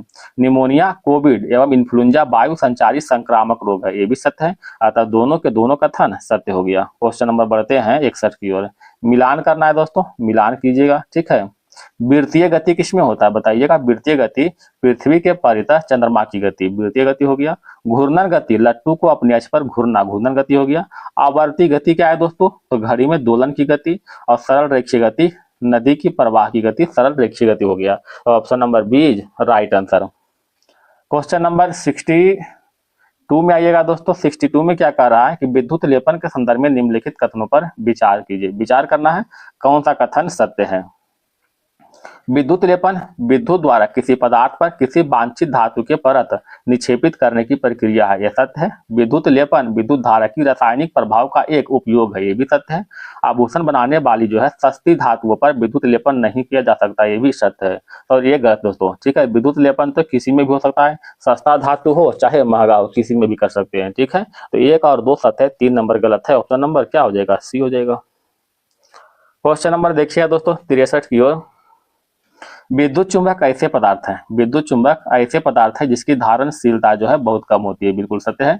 जिसकी चुंबकीयशीलता कम होती है, गलत है दोस्तों। चुंबकशीलता अधिक होना चाहिए, कम नहीं होना चाहिए, ठीक है। जिसका उपयोग क्रेनों में, दूरभाष यंत्रों में, विद्युत घंटी के ध्वनि विस्तारक आदि में होता है, ये भी सही है। तो 1 और 3 सही दोस्तों, ऑप्शन नंबर सी हो जाएगा। Question number 64। उबलते जल की तुलना में उसी ताप की भाप प्रायः अधिक गंभीर जलन देती है, इसका कारण क्या है दोस्तों। इसका कारण है बाष्पन की गुप्त ऊष्मा, बाष्पन की गुप्त ऊष्मा। Question number 64। निम्नलिखित कथनों पर विचार करना है और सही कथन को चुनना है। तो चुनिएगा दोस्तों, क्या हो जाएगा। अतः किसी पदार्थ की प्रतिरोधकता ताप बढ़ाने पर बढ़ती है, ये बिल्कुल सत्य है। किसी पदार्थ का प्रतिरोधकता जो है ताप बढ़ाने पर बढ़ जाता है। किसी पदार्थ का प्रतिरोधकता जो है उसकी लंबाई पर निर्भर करता है, गलत दोस्तों। उसकी लंबाई पर निर्भर नहीं करता है, उसका पदार्थ के प्रकृति पर, किस धातु का बना हुआ है उस पर खासकर विशेष निर्भर करता है, ठीक है। किसी पदार्थ की प्रतिरोधकता पदार्थ के प्रकृति पर निर्भर करता है, ये भी सत्य है। अतः 1 और 3 जो है बिल्कुल पूरी तरह से सत्य है, ऑप्शन नंबर सी हो जाएगा। Question number 66। ट्रांसफार्मर में निम्नलिखित में किस कारण ऊर्जा की हानि नहीं होती है। तो ट्रांसफार्मर में जो है, ट्रांसफार्मर जो है क्रोड का नर्म लोहा का बना होना, इसी के कारण जो ऊर्जा की हानि नहीं होता है। आप जानते हैं दोस्तों ट्रांसफार्मर के बारे में, आप जानते हैं दोस्तों यह विद्युत चुंबकीय प्रेरण के सिद्धांत पर काम करता है और यह जो एसी वोल्टता को घटाता भी है या फिर बढ़ाता भी है, ठीक है। दोनों काम करता है ट्रांसफार्मर, ठीक है। क्वेश्चन नंबर बढ़ते हैं 67 की ओर। कथन और कारण दिया हो दोस्तों, देखिएगा। कथन कर रहा है कि अर्धचालक के मादन करने पर इसकी चालकता बढ़ती है, ये बिल्कुल सही है। मादन करने से अर्धचालकों का ताप बढ़ जाता है, ये गलत है दोस्तों। तो ये सही है और आर गलत हो जाएगा, option number C. Question number 68। Fuse में प्रयुक्त होने वाले तार का विशेषता होती है, तार की विशेषता क्या है बताइएगा। उच्च प्रतिरोध शक्ति और निम्न गलनांक, ऑप्शन नंबर सी हो जाएगा, ठीक है। अच्छा, फ्यूज की तार की बात करें दोस्तों तो यह जो है शीशा और टीन का बना होता है, आप जानते हैं शीशा और टीन का बना होता है। अचानक जब बिजली जोर से आता है तो फ्यूज जो है गल जाता है। बाकी हम लोग का जो सुरक्षा तंत्र होता है, एसी, फ्रिज और जो कुछ होते भी क्या होता है, बल्ब बच जाता है, ठीक है। तो शीशा और टीन का बना होता है। क्वेश्चन नंबर 69 देखिएगा दोस्तों। निम्नलिखित कथनों पर विचार कीजिए। विचार करना है। ऊष्मा इंजन एक ऐसी युक्ति है जिसके फलस्वरूप ऊष्मा को कार्य में रूपांतरित किया जाता है, ये बिल्कुल सत्य है, ठीक है। ऊष्मा इंजन में ऊष्मा को पूर्ण रूप से कार्य करने में रूपांतरित नहीं किया जा सकता है, ये भी सत्य है। शीतक तथा ऊष्मा इंजन की क्रियाविधि में समानता पाई जाती है, ये गलत है दोस्तों। तो 1 और 2 सत्य है, ऑप्शन नंबर ए हो जाएगा। Question number 70। नाइट्रिक अम्ल का उपयोग निम्न में से किस कार्य के लिए उपयोगी है। तो नाइट्रिक अम्ल का जो है उपयोग, नाइट्रिक अम्ल का उपयोग जो है सोना और सिल्वर के शुद्ध करने में, डायनामाइट के निर्माण में और उर्वरक के निर्माण में, तीनों के तीनों जो है सत्य है, ऑप्शन नंबर डी हो जाएगा। अच्छा, नाइट्रिक अम्ल का सूत्र होता है दोस्तों HNO3, ये नाइट्रिक अम्ल का सूत्र है। क्वेश्चन नंबर 71 देखिएगा। पदार्थ के मूल कण को क्या कहते हैं। तो पदार्थ के मूल कण को परमाणु कहते हैं, ऑप्शन नंबर बी हो जाएगा, ठीक है। अच्छा, परमाणु सिद्धांत किसने था। परमाणु सिद्धांत जो है, परमाणु सिद्धांत जॉन डाल्टन के द्वारा जो है 1808 में दिया गया था, ठीक है। जॉन डाल्टन के द्वारा जो 1808 में दिया गया था परमाणु सिद्धांत। क्वेश्चन नंबर आगे बढ़े दोस्तों। निम्न में से किस किरण का वेग प्रकाश के वेग के लगभग बराबर होता है। तो प्रकाश के वेग के लगभग बराबर जो है गामा किरण का वेग होता है, ठीक है। और अल्फा किरण, बीटा किरण और गामा किरण तीनों का खोज जो है रदरफोर्ड ने किया था। रदरफोर्ड ने किया था 1902 में। अल्फा, बीटा और गामा तीनों का खोज रदरफोर्ड ने किया था। क्वेश्चन नंबर बढ़ते हैं 73 की ओर। नाभिकीय रिएक्टर में किस धातु का प्रयोग मंदक के लिए किया जाता है? तो मंदक के लिए जो है ग्रेफाइट का प्रयोग करते हैं और भारी जल का प्रयोग करते हैं मंदक के लिए। ठीक है, इससे संबंधित कुछ क्वेश्चन देखते हैं दोस्तों। ठीक है, तो ये जो नाभिकीय रिएक्टर में जो है ईंधन के रूप में किसका प्रयोग करते हैं? तो U235 और P239 का उपयोग करते हैं। U235 मतलब यूरेनियम 235 और प्लूटोनियम 239 का प्रयोग करते हैं। इसमें जो है नियंत्रक छड़ के रूप में जो है बोरॉन और कैडमियम का यूज करते हैं। मंदक के रूप में दिया गया दोस्तों ग्रेफाइट और भारी जल का प्रयोग करते हैं। शीतलक के रूप में जो है साधारण जल और एक सोडियम, ठीक है, सोडियम का उपयोग करते हैं शीतलक के रूप में। तो ये सभी याद रखिएगा। ठीक है, तो इसका राइट आंसर क्या होगा? ऑप्शन नंबर डी हो जाएगा। क्वेश्चन नंबर बढ़ते हैं दोस्तों 74 की ओर। रेडियो एक्टिव तत्व से निकलने वाली बीटा किरणें की प्रकृति होती है। तो बीटा किरणें की प्रकृति जो है केंद्र द्वारा उत्सर्जित आवेशित कण, ऑप्शन नंबर सी हो जाएगा, केंद्र द्वारा उत्सर्जित आवेशित कण।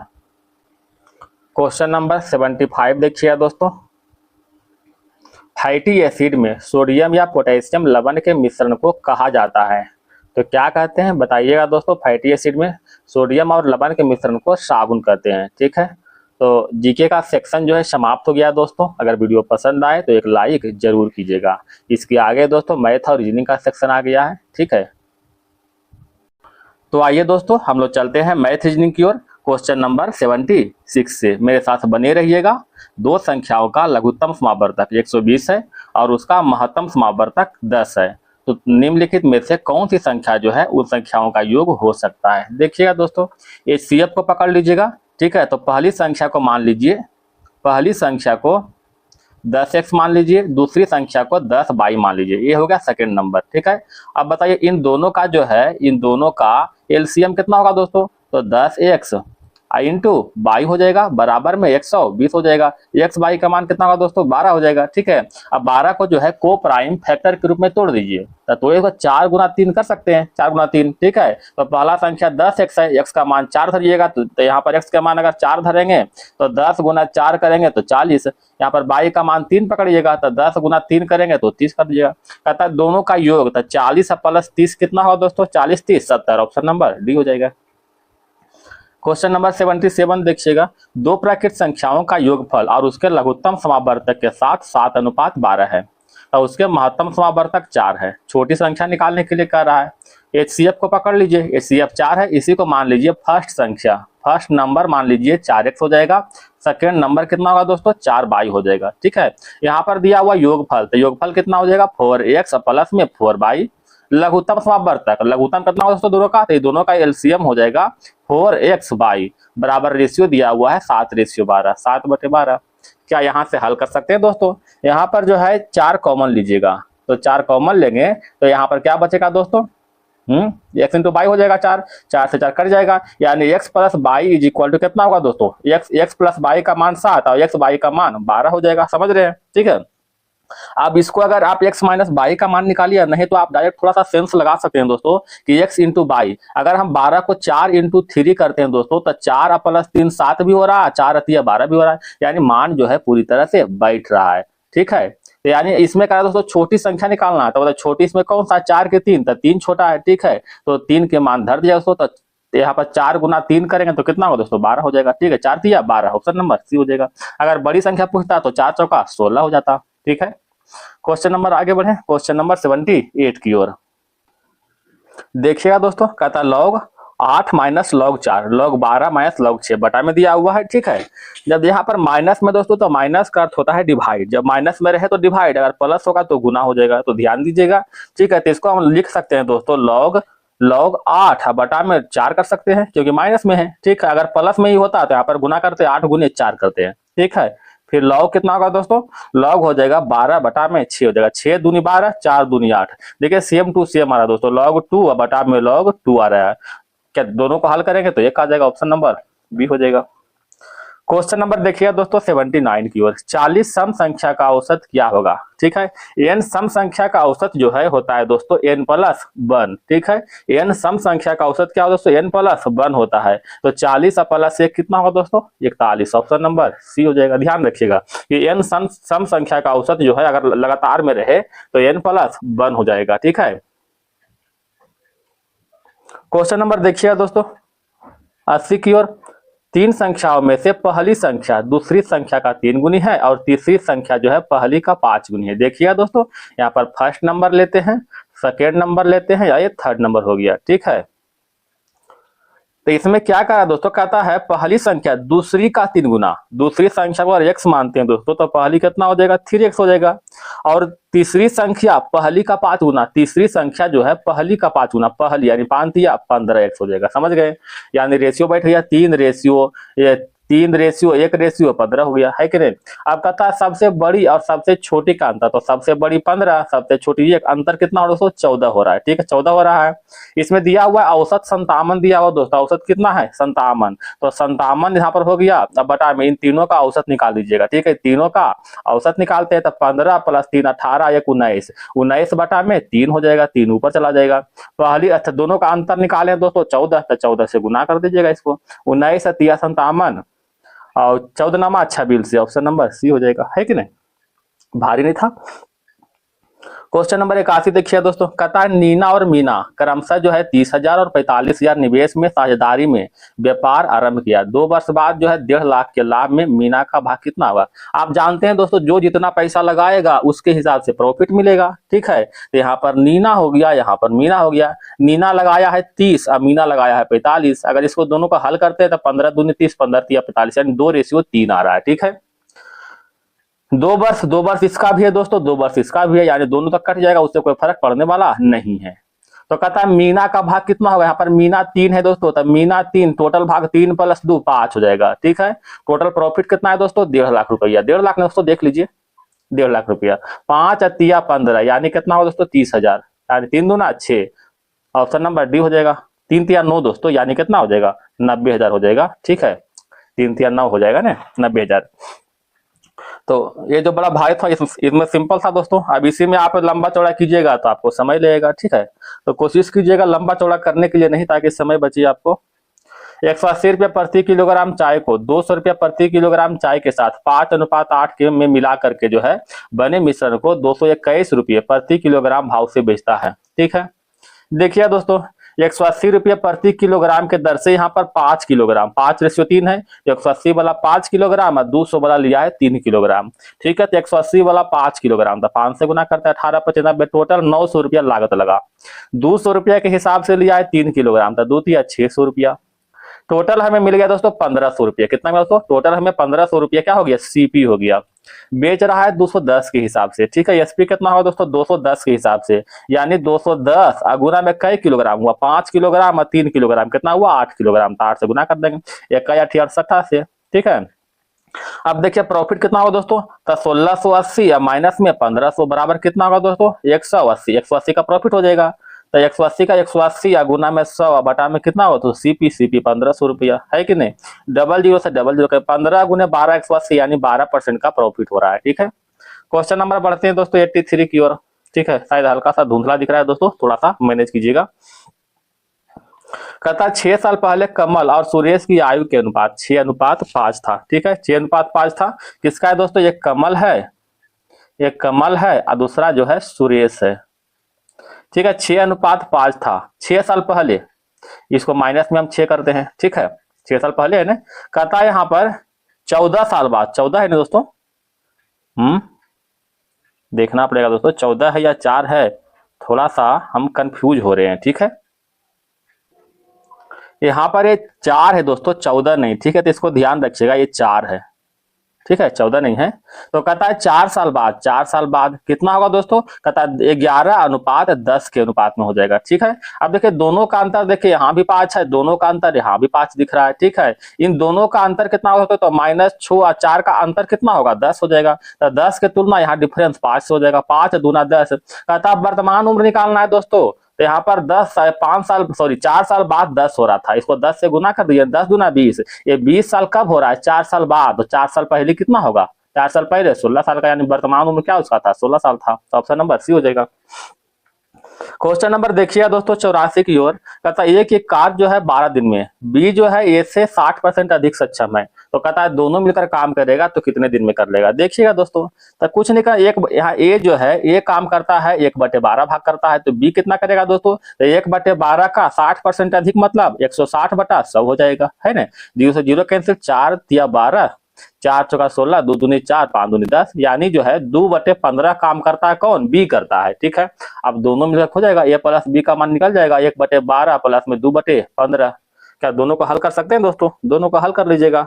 इसका राइट आंसर क्या हो जाएगा बताइएगा? राइट आंसर हो जाएगा ऑप्शन नंबर डी हो जाएगा। क्वेश्चन नंबर 85 देखिए दोस्तों, कहता 8 आदमी या फिर 12 बालक एक काम को 16 दिन में करते हैं। 8 मैन है या फिर जो है 12 बालक है, 12 को चिल्ड्रेन कर देते हैं इसको। अगर इसको रेशियो निकालते हैं दोस्तों, 4 दूनी 8, 4 तिया 12, यानी 3:2 के अनुपात में हो रहा है, बट रहा है, ठीक है। 3:2 के अनुपात में काम कर रहा है, ध्यान दीजिएगा। तो कहता है किसी, अब दोनों में से किसी एक को पकड़ लीजिए, या 8 चाहे 12, हम पहला ही पकड़ते हैं। तो 8 आदमी, एक आदमी 3 काम कर रहा है, तो 8 आदमी 8 या 24 काम करेगा, 8 गुने 3, ठीक है। कहता है 16 दिन लगाता है, तो गुना में 16 हो गया, बराबर में। कहता है 20 आदमी, तो एक आदमी 3 काम था, 20 आदमी 20 दिया 60 हो जाएगा। अब प्लस में 6 बालक, एक बालक 2, तो 6 बालक 12, ठीक है, 12 हो गया। कई दिन में काम करेगा? तो मान लेते हैं x दिन में काम करेगा, बस कहानी खत्म, ठीक है। तो 60 12 कितना दोस्तों? 72 गुना x, ठीक है। 8 अन्नमा 72, 3 अतिया 9, ठीक है। यानी कितना x के मान कितना होगा दोस्तों? 16/3 दिन हो जाएगा ना। 16/3 मतलब 5 होल 1/3 दिन, ऑप्शन नंबर ए हो जाएगा। क्वेश्चन नंबर आगे बढ़े दोस्तों 86 की ओर, ध्यान दीजिएगा। एल्कोहल और पानी के 5 लीटर घोल है जिसकी सांद्रता 20% है, ठीक है। इस घोल में 1 लीटर पानी डाल दे तो नए घोल का सांद्रता क्या होगा? बड़ा सिंपल है, ठीक है। तो 5 लीटर घोल में 5 लीटर में जो है 20% सांद्रता है, मतलब 1 लीटर सांद्रता निकल गया, समझ गए। अब सांद्रता तो मतलब इसमें सांद्रता इतना ही 1 लीटर है, ठीक है। अब कहता है हम 1 लीटर पानी मिला रहे हैं, तो पहले 5 था, कितना हो जाएगा? 6, तो 6 हो गया, 6 में 1 सांद्रता है, तो 1/6 का गुना 100 कर दीजिए, परसेंटेज निकल जाएगा, कितना हो जाएगा देख लीजिएगा। तो ऑप्शन नंबर बी आ जाएगा, है कि नहीं। क्वेश्चन नंबर 87 की ओर चलते हैं। कहता है शुद्ध घी का मूल्य 112 रुपया प्रति किलोग्राम है। कोई बेईमान दुकानदार ने 56 रुपया प्रति किलोग्राम वाले वनस्पति मिलावट करने के बाद इस मिश्रण को 91 रुपये के हिसाब से बेचता है और 30% का प्रॉफिट भी होता है। ध्यान दीजिएगा, 91 के हिसाब से बेचता है, 30% प्रॉफिट हो रहा है। 30% प्रॉफिट का अर्थ 130, तो 130 गुना में 100 हो गया। ये हमारा निकल गया सीपी निकल गया, ठीक है। 91 वाला सीपी निकल गया। तो 13 सते 91 0, यानी 70 रुपया जो है मिक्स करके बेचने के बाद हमें सीपी है खरीदारी पड़ रहा है, ठीक है। अब एलिगेशन लगा दीजिए, ठीक है। 112 हो जाएगा इधर, एक पट्टी हो जाएगा 56, एक पट्टी क्या हो जाएगा? 70 हो जाएगा, बस कहानी खत्म।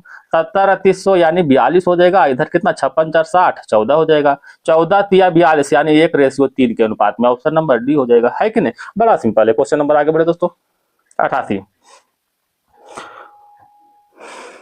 यदि जो है कपड़े का मूल्य 25% बढ़ जाए तो मनुष्य कितने परसेंट अपनी आवश्यकताओं में कटौती करे ताकि अपना खर्च 10% बढ़ाना पड़े? इसमें कोई बड़ा बात नहीं। पहले इसका मूल्य मानते हैं दोस्तों, पहले मूल्य इसका जो है 100 है, ठीक है। अब 100 इसका मूल्य था दोस्तों, अब 25% बढ़ गया मतलब 125 हो गया। पहले जो खर्च कर रहा था, पहले एक्सपेंडिचर कर रहा था दोस्तों 100 कर रहा था, मान लेते हैं। अब इसको खर्च करना पड़ रहा है 110, तो बताए कितना कटौती हो गया? तो 15 की कटौती हो रहा है। कटौती किससे हो रहा है? 125 से हो रहा है ना। तो 15 गुना 100 बटा में 125, 25 चौका 100, 25 5 तिया 15, 4 तिया 12% की कटौती किया, ऑप्शन नंबर बी, है कि नहीं। बड़ा भारी लगा आपको क्या? क्वेश्चन नंबर देखते हैं 89 की ओर। 10 रुपया में 11 की दर से कुछ वस्तु खरीदता है, ठीक है। 10 रुपया में 11 की दर से, ध्यान दीजिएगा दोस्तों, 10 रुपया में 11 वस्तु लेता है। 11 ये वस्तु है, ठीक है।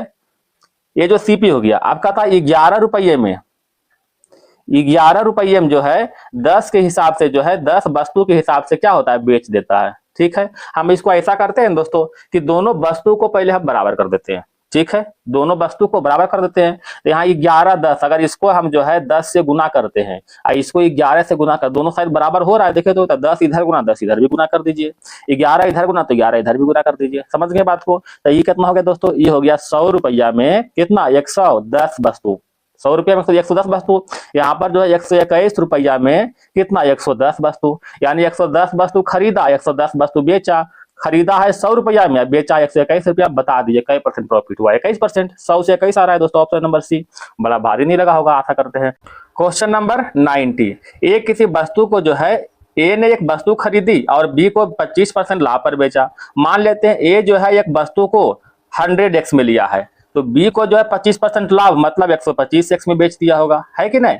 और कहता है सी को जो है 10% हानि पर, बी ने सी को बेचा है 10% हानि पर, यानी 125 से 100 गुना में 10% हानि मतलब 90 बटा में 100 हो जाएगा। 0 से 0 कैंसिल, 2 पचे 10 और 25 पचे 125, यानी कितना होगा दोस्तों? 25 गुना में 9 100 बटा में 2 बराबर कहता है सी ने इसको जो है 675 रुपया पेड करता है। 675, इसको हल कीजिए। 9 से कट रहा है दोस्तों, 9 पचे 45, 9 सते 63, 9 पचे 45, 25 से कटेगा, 25 तिया 75। एक्स का मान कितना दोस्तों? 6, ठीक है। लेकिन ए का मान दिया हुआ है कितना? 100x। 100 गुना 6 कितना होगा? 600 हो जाएगा। ऑप्शन नंबर डी हो जाएगा, है कि नहीं?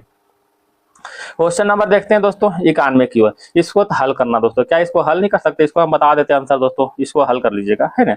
91 का 2 हो जाएगा। 92 में थोड़ा देखते हैं दोस्तों, हो सके परेशानी हो इसमें। इसमें देखिए, इसको अगर देखिए दोस्तों, इसको केवल हम देखते हैं तो इसको हम 1/2 लिख सकते हैं दोस्तों, ठीक है। इसको फिर इसको एक तरह से आओ हम लिख सकते हैं, ठीक है। इसको 1/6 हो जाएगा, है कि नहीं? तो हम 1/2 को लिखते हैं दोस्तों, 1 माइनस 1/2, 1/6 के लिख रहे हैं दोस्तों, 1/2 माइनस 1/3। समझ गए बात को? ठीक है। यानी सब उसी तरह बैठाया दोस्तों। यहाँ पर 1 और 2 लिखा हुआ, तो 1 माइनस 1/2, यहाँ पर 1/2 माइनस 1/3 कर दिए, यहाँ पर 1/3 माइनस 1/4 कर दिए। तो इस तरह से इसको जो है बैठा लीजिएगा, ठीक है। इसको हम बैठाते हैं तब 1 माइनस में 1/2, प्लस में 1/2 माइनस 1/3, प्लस में 1/3 माइनस 1/4, ठीक है। इसी तरह जो है प्लस 1/4 माइनस 1/5 हो रहा है, प्लस 1/5 माइनस 1/6। यहाँ देखिए सब कट रहा है दोस्तों, ठीक है, सब कट रहा है। आप देख लीजिए इसको, क्या बच रहा है? इधर 1 बच गया और माइनस में 1/6 बच गया, ठीक है। 1/6 बच गया, यानी 5/6 is right answer. Option number D हो जाएगा। क्वेश्चन नंबर देखिए 93। इसको तो हल कर लीजिएगा दोस्तों आप, इसमें दिक्कत नहीं होना चाहिए। इसका राइट आंसर क्या होगा बता सकते हैं? 93 का हो जाएगा, ऑप्शन नंबर ए हो जाएगा, ठीक है। क्वेश्चन नंबर 94 देखिएगा, कहता 3 अंकों की छोटी से छोटी संख्या कौन सी है जो 14 से पूर्णतः विभक्त हो? 3 अंक वाला कर रहा है दोस्तों, ठीक है। तो 14 से आप ये तो आप मतलब पहाड़ा आप अगर जानते हैं दोस्तों टेबल, तो फिर तो ऐसी बना दीजिएगा। तो 3 अंक की जो है सबसे छोटी संख्या होता है 100, ठीक है। और 100 के बगल में 14 का गुणन जो होता है कितना होता है? देखिए 14 8 ही बड़ी से गुना 8 करेंगे तो 112 होगा, इससे कम कोई गुणन है नहीं, तो 112 ऑप्शन नंबर 1 हो जाएगा, है कि नहीं। क्वेश्चन नंबर देखिए दोस्तों 95 की ओर, कहता 25 पावर 25 को 26 से डिवाइड करेंगे।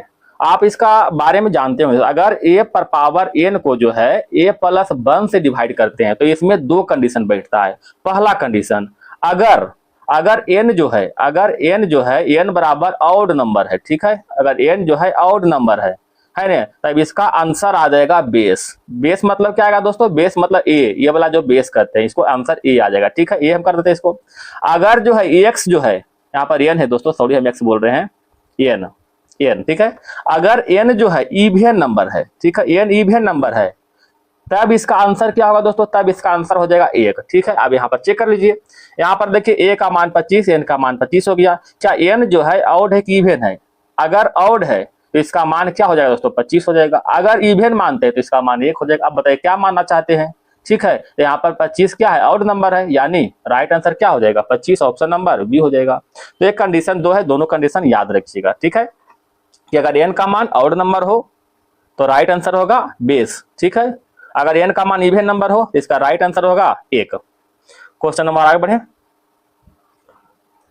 96 की ओर चलते हैं। ध्यान दीजिएगा दोस्तों, ये कुछ सर्किल दिया हो दोस्तों, इसके अंतर्गत आप देख रहे हैं एक जो है क्वाड्रिलेटरल बना रहे हैं, मतलब जो है चतुर्भुज बना रहा है, ठीक है।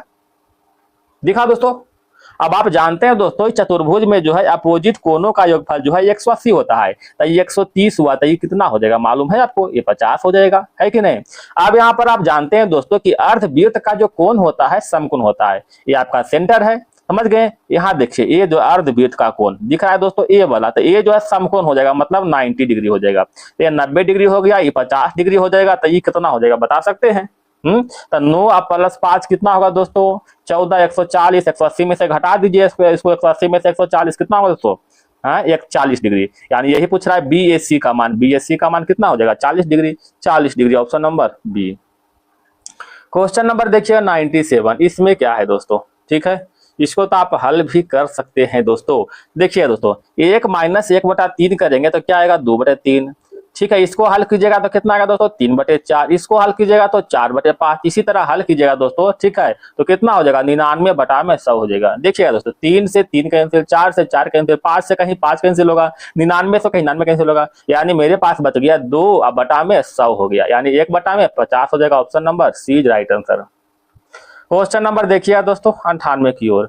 2 और 40 के बीच कितनी अभाज्य संख्या है? तो ये तो आप कर सकते हैं दोस्तों। कौन कौन होता है? 3, 5, 7, 11, 13, 17, 19, 23, 25, 25, 27, 29, 29 के बाद 31, इसके बाद 37। अब तो नहीं हो रहा है दोस्तों, जोड़ लिया क्या हुआ? 1, 2, 3, 4, 5, 6, 7, 8, 9, 10, 11। ऑप्शन नंबर सी है कि नहीं? तो काउंटिंग करना था।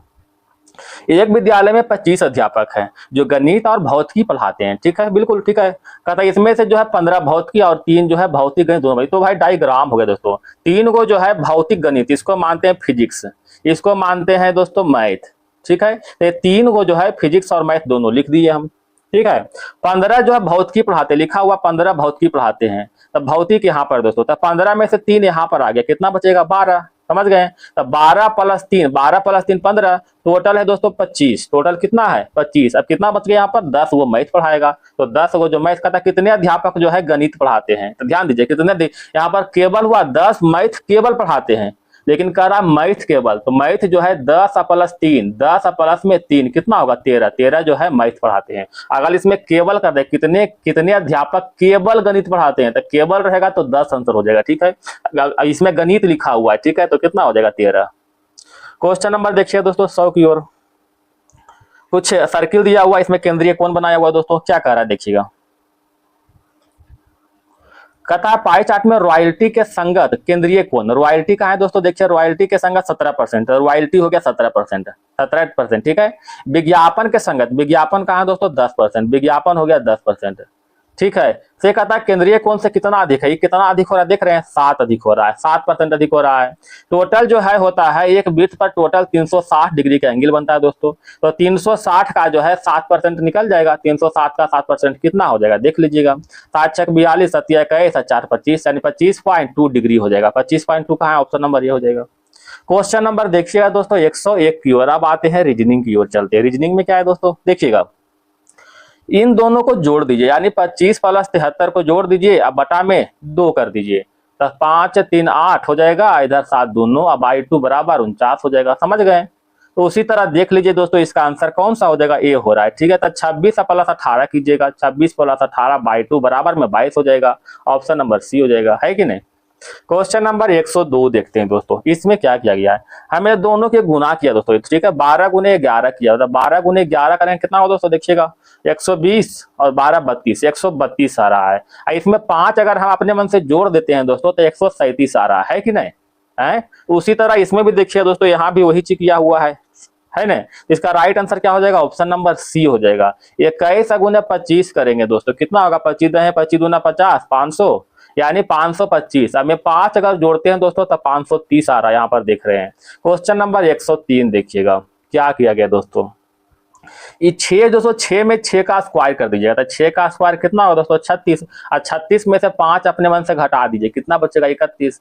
8 के स्क्वायर कीजिएगा, 64, 64 में से 5 गया 59। ठीक है, तो इसमें देख लीजिए कौन सा हो जाए। 25 का स्क्वायर करेंगे 625, में से 5 घटाएंगे 620 हो जाएगा।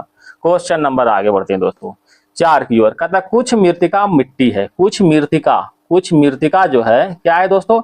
मिट्टी है। मिट्टी इसको कर देते हैं मिट्टी, मिट्टी हो गया ना। कुछ मिट्टी जो कीचड़ है, कुछ मिट्टी क्या है? कीचड़ है। कुछ कीचड़ धूल है, कुछ कीचड़ क्या है दोस्तों? धूल है। समझ गए। कहता है कुछ मृतिका धूल है, कुछ मृतिका जो है धूल है, क्या कंफर्म कोई डायरेक्ट दिया हुआ है? नहीं, तो ये गलत हो जाएगा।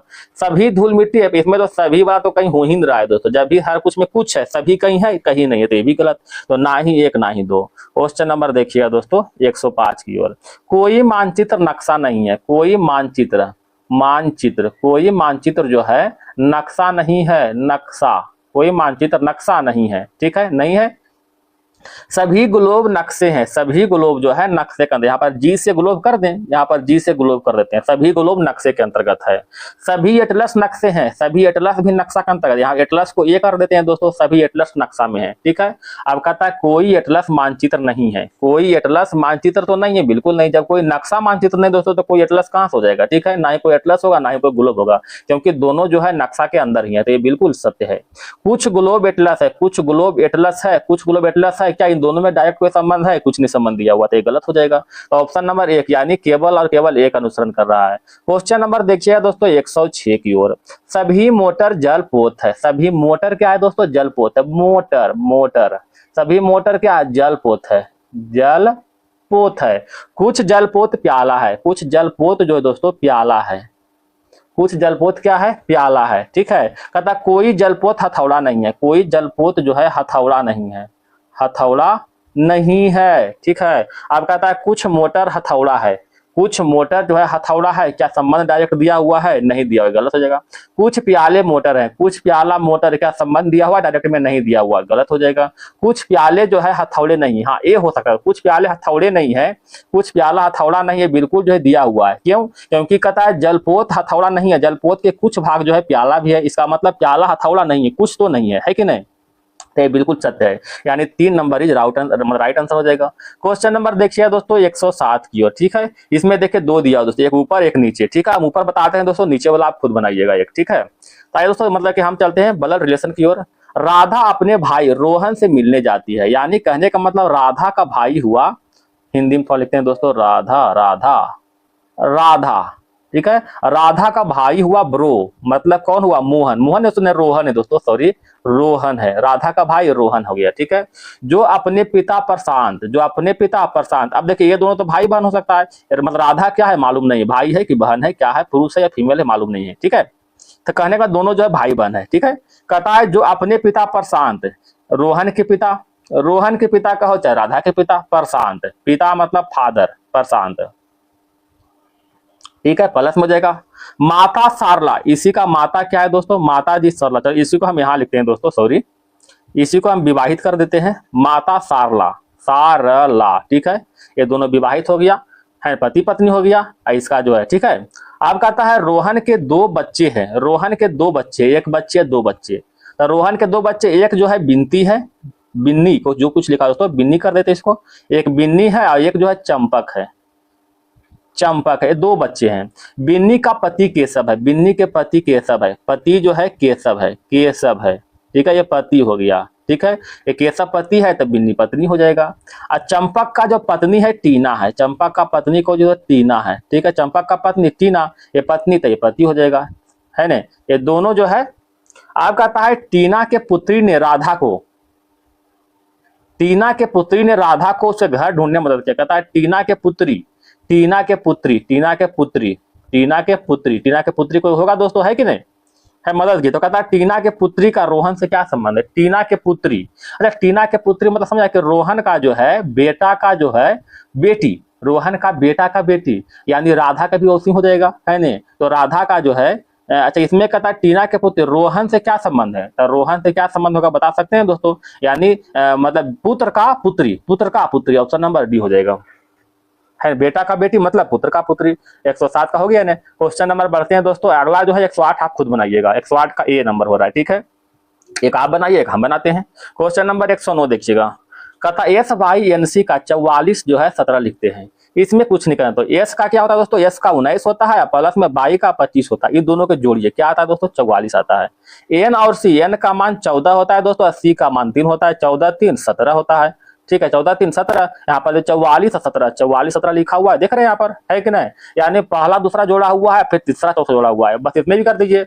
एन का हो जाएगा 14 और ओ का 15 हो जाएगा, तो 15 14 29, 29 वाला कहीं है देखो तो 29 वाला एक है ये दोस्तों, ऑप्शन नंबर ए हो जाएगा। क्वेश्चन नंबर 110 पूरा हल कीजिएगा दोस्तों, तो फिर 10 सेकंड समय लेगा। अब प्रत्येक क्वेश्चन में आप 10 सेकंड लगाइएगा दोस्तों, तो कहानी खत्म। ठीक है, समझ गए बात को। इसलिए जितना समय कोशिश करना है कम लगाने के लिए, ठीक है, और रिजल्ट फिर अपने हाथ में रहेगा। ठीक है, किसी कूट भाषा में ऑस्ट्रे का दिया हुआ इतना, और तो कहता है सेटिंग का निकालना है। ठीक है, यहाँ पर ए का कूट क्या हो दोस्तों, 1 हो जाएगा। अगर 1 का स्क्वायर करेंगे तो 1 ही रहेगा ने। यू का होता है 21, 21 का स्क्वायर करते हैं तो 441 हो रहा है। ठीक है, और टी का होता है दोस्तों 20 है, तब 20 का स्क्वायर करते हैं तो कितना होता है, सॉरी दोस्तों इस तरह से नहीं बैठ रहा है, तो कैसे बैठेगा देखिएगा, एक सेकेंड फिर से करते हैं इसको हम। ठीक है, ए का होता है दोस्तों 1, ठीक है, यू का होता है 21, एस का होता है दोस्तों 19, टी का होता है दोस्तों 20, इतना ही प्ले करते हैं। ए का तो 1 लिखा हो दोस्तों, ठीक है, 21 को लिखते हैं 2 प्लस 1, 2 प्लस में 1 कितना होगा 3 लिखा हुआ है। यहाँ पर 19 का लिखते हैं 1 प्लस में 9, कितना 9 1 10 हो गया ने। 20 का 2 प्लस 0 कितना होगा 2, तो 2 लिखा हुआ है। यानी कहने का मतलब ये हो दोस्तों, जो कूट है कूट की संख्या के अंकों का जोड़ लिखा हुआ है, तो यहाँ भी लिखिएगा। हम लास्ट पकड़ते हैं, तो जी का 7, 7 तो सब में दिया हुआ दोस्तों।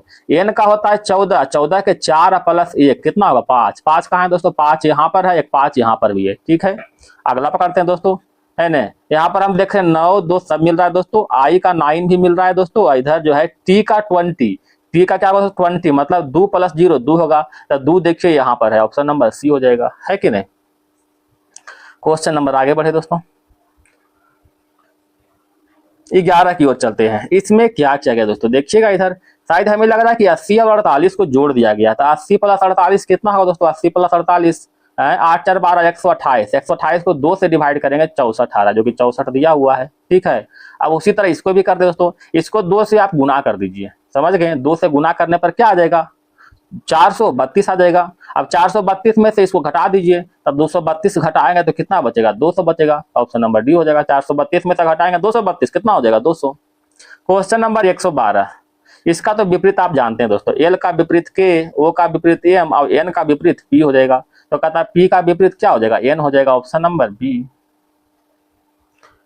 कहता है इसमें ओ का विपरीत क्या होगा दोस्तों, ओ का विपरीत देखिए, तो यहाँ पर ओ और ओ सेम फलक में दिया हुआ है। ठीक है, जब सेम फलक में दिया हुआ रहता है तो इसमें जो छूटा हुआ है केवल आंख बंद करके लिख दिया कीजिए। ठीक है, समझ गए। यहाँ पर देखिए M N O P Q, R छूटा हुआ दोस्तों, यहाँ पर देखिए आर है, आर छूटा हुआ है, इसका मतलब ओ का अपोजिट आर, ऑप्शन नंबर ये हो जाएगा। लेकिन जब कंडीशन ये रहेगा तब, हर कंडीशन में नहीं, ध्यान दीजिएगा। ठीक है, ऐसा नहीं कुछ मार दीजिएगा, कंडीशन ये रहेगा सेम तब लिखिएगा। क्वेश्चन नंबर 114 देखते हैं दोस्तों, कहता है ए जो शहर ए जो है बी के उत्तर में स्थित है। शहर ए जो है शहर बी के उत्तर में है, बी के उत्तर में है। ठीक है, उत्तर में है ना। कहता है शहर बी के पूरब में है, शहर डी जो है शहर बी के पूरब में है। अब कहता है शहर डी के पश्चिम में, शहर सी जो है शहर डी के पश्चिम में। अब पश्चिम में इधर कहाँ है दोस्तों, ये हमको मालूम नहीं है, समझ गए बात। ये मालूम नहीं कि या फिर डी, मतलब ये जो सी यहाँ भी हो सकता है, चाहे सी यहाँ भी हो सकता है। तो हम कुछ समय के लिए हम मान लेते हैं दोस्तों कि ये सी जो है यहाँ पर है। ठीक है, सी हम मान लेते हैं कुछ समय यहाँ पर, यानी बी के बाद हम मान लेते हैं। ठीक है, अगर ऐसे नहीं होगा तो फिर हम अगला मतलब बीचे मान के चलेंगे। ठीक है, तो हम कुछ समय मानते हैं कि सी यहाँ पर है, ठीक मान लिए, यानी डी के पूरब में दिख रहा है। देखे तो कहता है डी के पश्चिम में सी है, तो डी के पश्चिम में सी हो गया ना। ठीक है,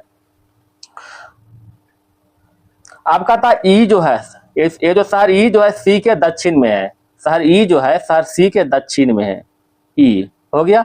अब कहता है और शहर ए के दक्षिण पश्चिम में, शहर ए के देखे दक्षिण पश्चिम में कौन है दोस्तों, शहर ए के दक्षिण पश्चिम में सी है, देख रहे हैं बिल्कुल है। तो कहता है शहर सी के संदर्भ में शहर बी की स्थिति क्या होगा, शहर सी के संदर्भ में शहर बी की स्थिति क्या हो जाएगा, देखिएगा, तो बी की स्थिति हो जाएगा पूरब की ओर, ऑप्शन नंबर सी बिल्कुल राइट आंसर हो जाएगा। ठीक है, पूरब की ओर।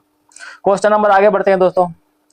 अब यहाँ पर एक क्या किया गया दोस्तों, देखें तो ए और डी, ए डी को उल्टा लिखा गया, ए और डी इधर से कर दिया गया। ठीक है, तो यहाँ पर आर ए है, तो यहाँ पर ए आर कर दीजिएगा। ए एम एस, यहाँ ए एम एस है ना, तो यहाँ पर ए एन बाई, तो क्या होगा, सॉरी आई एन बाई लिखा हुआ था, आई एन बाई हो जाएगा। ठीक ने, तो इस तरह से ध्यान रखिए दोस्तों। आप मिला लीजिए कौन है, A R by N I कौन है दोस्तों, देखिएगा A R by N I, option number ये हो जाएगा। क्वेश्चन नंबर 16 की ओर आते हैं। ठीक है, मदर का लिखा हुआ है SGKXTS। ठीक है, टोटल इसमें 6 अक्षर दिया हुआ दोस्तों, तो 13 में जो है यहाँ पर देख रहे हैं 6 जोड़ा हुआ है। ठीक है, समझ गए। यहाँ पर देखिए 15 प्लस 5 जोड़ा गया है।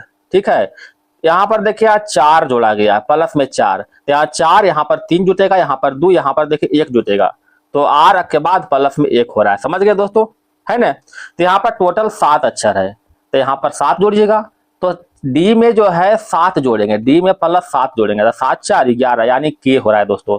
के यहाँ भी है और के यहाँ भी है, ठीक है। तो यहाँ 7, यहाँ पर जुटेगा 6, यहाँ पर 5, यहाँ पर 4, यहाँ पर 3, यहाँ पर 2, यहाँ पर 1, ठीक है। तो टी क्या होता है 20 यानी 20 का 20 प्लस 1 करेंगे तो 20 प्लस 1 करेंगे तो 21 यानी सबसे आगे यू रहेगा। तो देखिए यहाँ पर भी दिया हुआ, यहाँ पर यू है, ऑप्शन नंबर सी हो जाएगा। तो पूरा अगर लिखिएगा दोस्तों तो फिर 1 मिनट समझ जाएगा, इसलिए पूरा लिखना है ना, केवल पैटर्न समझिए, पैटर्न के आधार पर ऑप्शन देखिए और बैठाइए, राइट आंसर है ना। पूरा लिखते दोस्तों फिर हमको समय लगता है 1 मिनट, तो समय को बचाइए। देखिएगा दोस्तों 117 की ओर आते हैं, PLATE लिखा हुआ, ठीक है, क्या होगा बताइएगा दोस्तों। पी को आप यहां देख रहे हैं कितना होगा, 16 5 21 प्लस में 5 ऐड हो रहा है, ठीक है। 12 4 16 प्लस में 4, सेम टू सेम है दोस्तों, इसको आप बना सकते हैं, ठीक है। तो यहाँ पर 5, यहाँ पर 4, यहाँ पर देखिए 3 जुट रहा है, प्लस में 3, तो यहाँ पर 2 जुटेगा, यहाँ पर 1 जुटेगा, है कि नहीं। तो इसमें भी देखिएगा, इसमें टोटल 5 अच्छा है तो 5 जुटेगा, तो के बाद प्लस 5 जोड़ेंगे तो 11 5 16 मतलब पी आएगा लास्ट में। लास्ट में पी कहाँ है, लास्ट में पी एक ही में है, ये दोस्तों ऑप्शन नंबर डी हो जाएगा, ठीक है। तो पैटर्न समझ गए बस। क्वेश्चन नंबर देखिएगा 18 की ओर, ये तो आप खुद बनाइएगा दोस्तों, इसको हम क्या बताएं आप लोगों को। बी हो जाएगा, 19 का भी बी हो जाएगा, 20 का बी, 21 का सी हो जाएगा दोस्तों, ठीक है। 22 का 1, 23 का देखिएगा दोस्तों, 23 में क्या दिया हुआ है, ABDUCTS, इसको जो है अंग्रेजी वर्णाक्रम के अनुसार व्यवस्थित करना है, तो व्यवस्थित कर दीजिए इसको। ए के स्थान पर पहले ए आएगा, उसके बाद बी आएगा, उसके बाद देखिए सी आएगा दोस्तों, इसके बाद डी आ जाएगा, उसके बाद बताइएगा क्या आएगा, उसके बाद एस आएगा, फिर टी, फिर यू आ जाएगा, बस क्रम में बैठ गया है। कितने अक्षर का स्थान, कितने अक्षरों का स्थान जो है अपरिवर्तित रहेगा, तो देखिए ए में अपरिवर्तित है दोस्तों, बी में ए और बी, और कुछ है नहीं, ए और बी केवल, और टी भी है दोस्तों, टी देखिए, टी ऊपर नीचे टी है ना, तो 3 को क्या स्थान जो है अपरिवर्तित है, ऑप्शन नंबर डी हो जाएगा, ए बी और टी। क्वेश्चन नंबर देखिए 124, इसको आप हल कीजिएगा, सेम टू सेम है, no change, option number D. समझ गए ना, सॉरी दोस्तों ऑप्शन नंबर सी हो जाएगा, मिस्टेक कर दिए हम, 24 का ऑप्शन नंबर सी हो जाएगा, ठीक है। क्वेश्चन नंबर देखिएगा 25 की ओर, कहता भिन्न अक्षरों को चयन करना है, चयन कीजिएगा। यहाँ पर ए दिया हुआ, यहाँ पर एफ दिया, देख रहे हैं इसमें जो है प्लस में 5 जोड़ा हुआ है, जोड़ा हुआ प्लस में 5। यहाँ पर देखिए 18 5 23 प्लस में 5, 16 5 21, 9 प्लस में 4 13, 4 जुट रहा है दोस्तों, ऑप्शन नंबर डी हो जाएगा। भिन्न छट गया है कि नहीं, तो भारी तो हमें लगता है कि नहीं लगा होगा दोस्तों आप लोग को। अच्छा यहाँ पर देखें दोस्तों, डब्लू दिया, और डब्लू से अगर डी तक ले जाएंगे दोस्तों तो प्लस में जुट रहा है, हमें 7 जुट रहा है, ठीक है। और यहाँ पर देखिए के में अगर आर ले आते हैं तो प्लस में 7, 11 7 18, इधर भी 7 जुट रहा है दोस्तों। यहाँ पर देख रहे हैं दोस्तों क्या जुट रहा है, जेड के बाद ए बी सी डी 4 जुट रहा है, गलत हो जाएगा, ऑप्शन नंबर बी हो जाएगा, है कि नहीं। क्वेश्चन नंबर देखिए दोस्तों 127 की ओर आते हैं, भिन्न को छाटना है फिर से, तो भिन्न को छाटिएगा, क्या होगा बताइएगा इसको।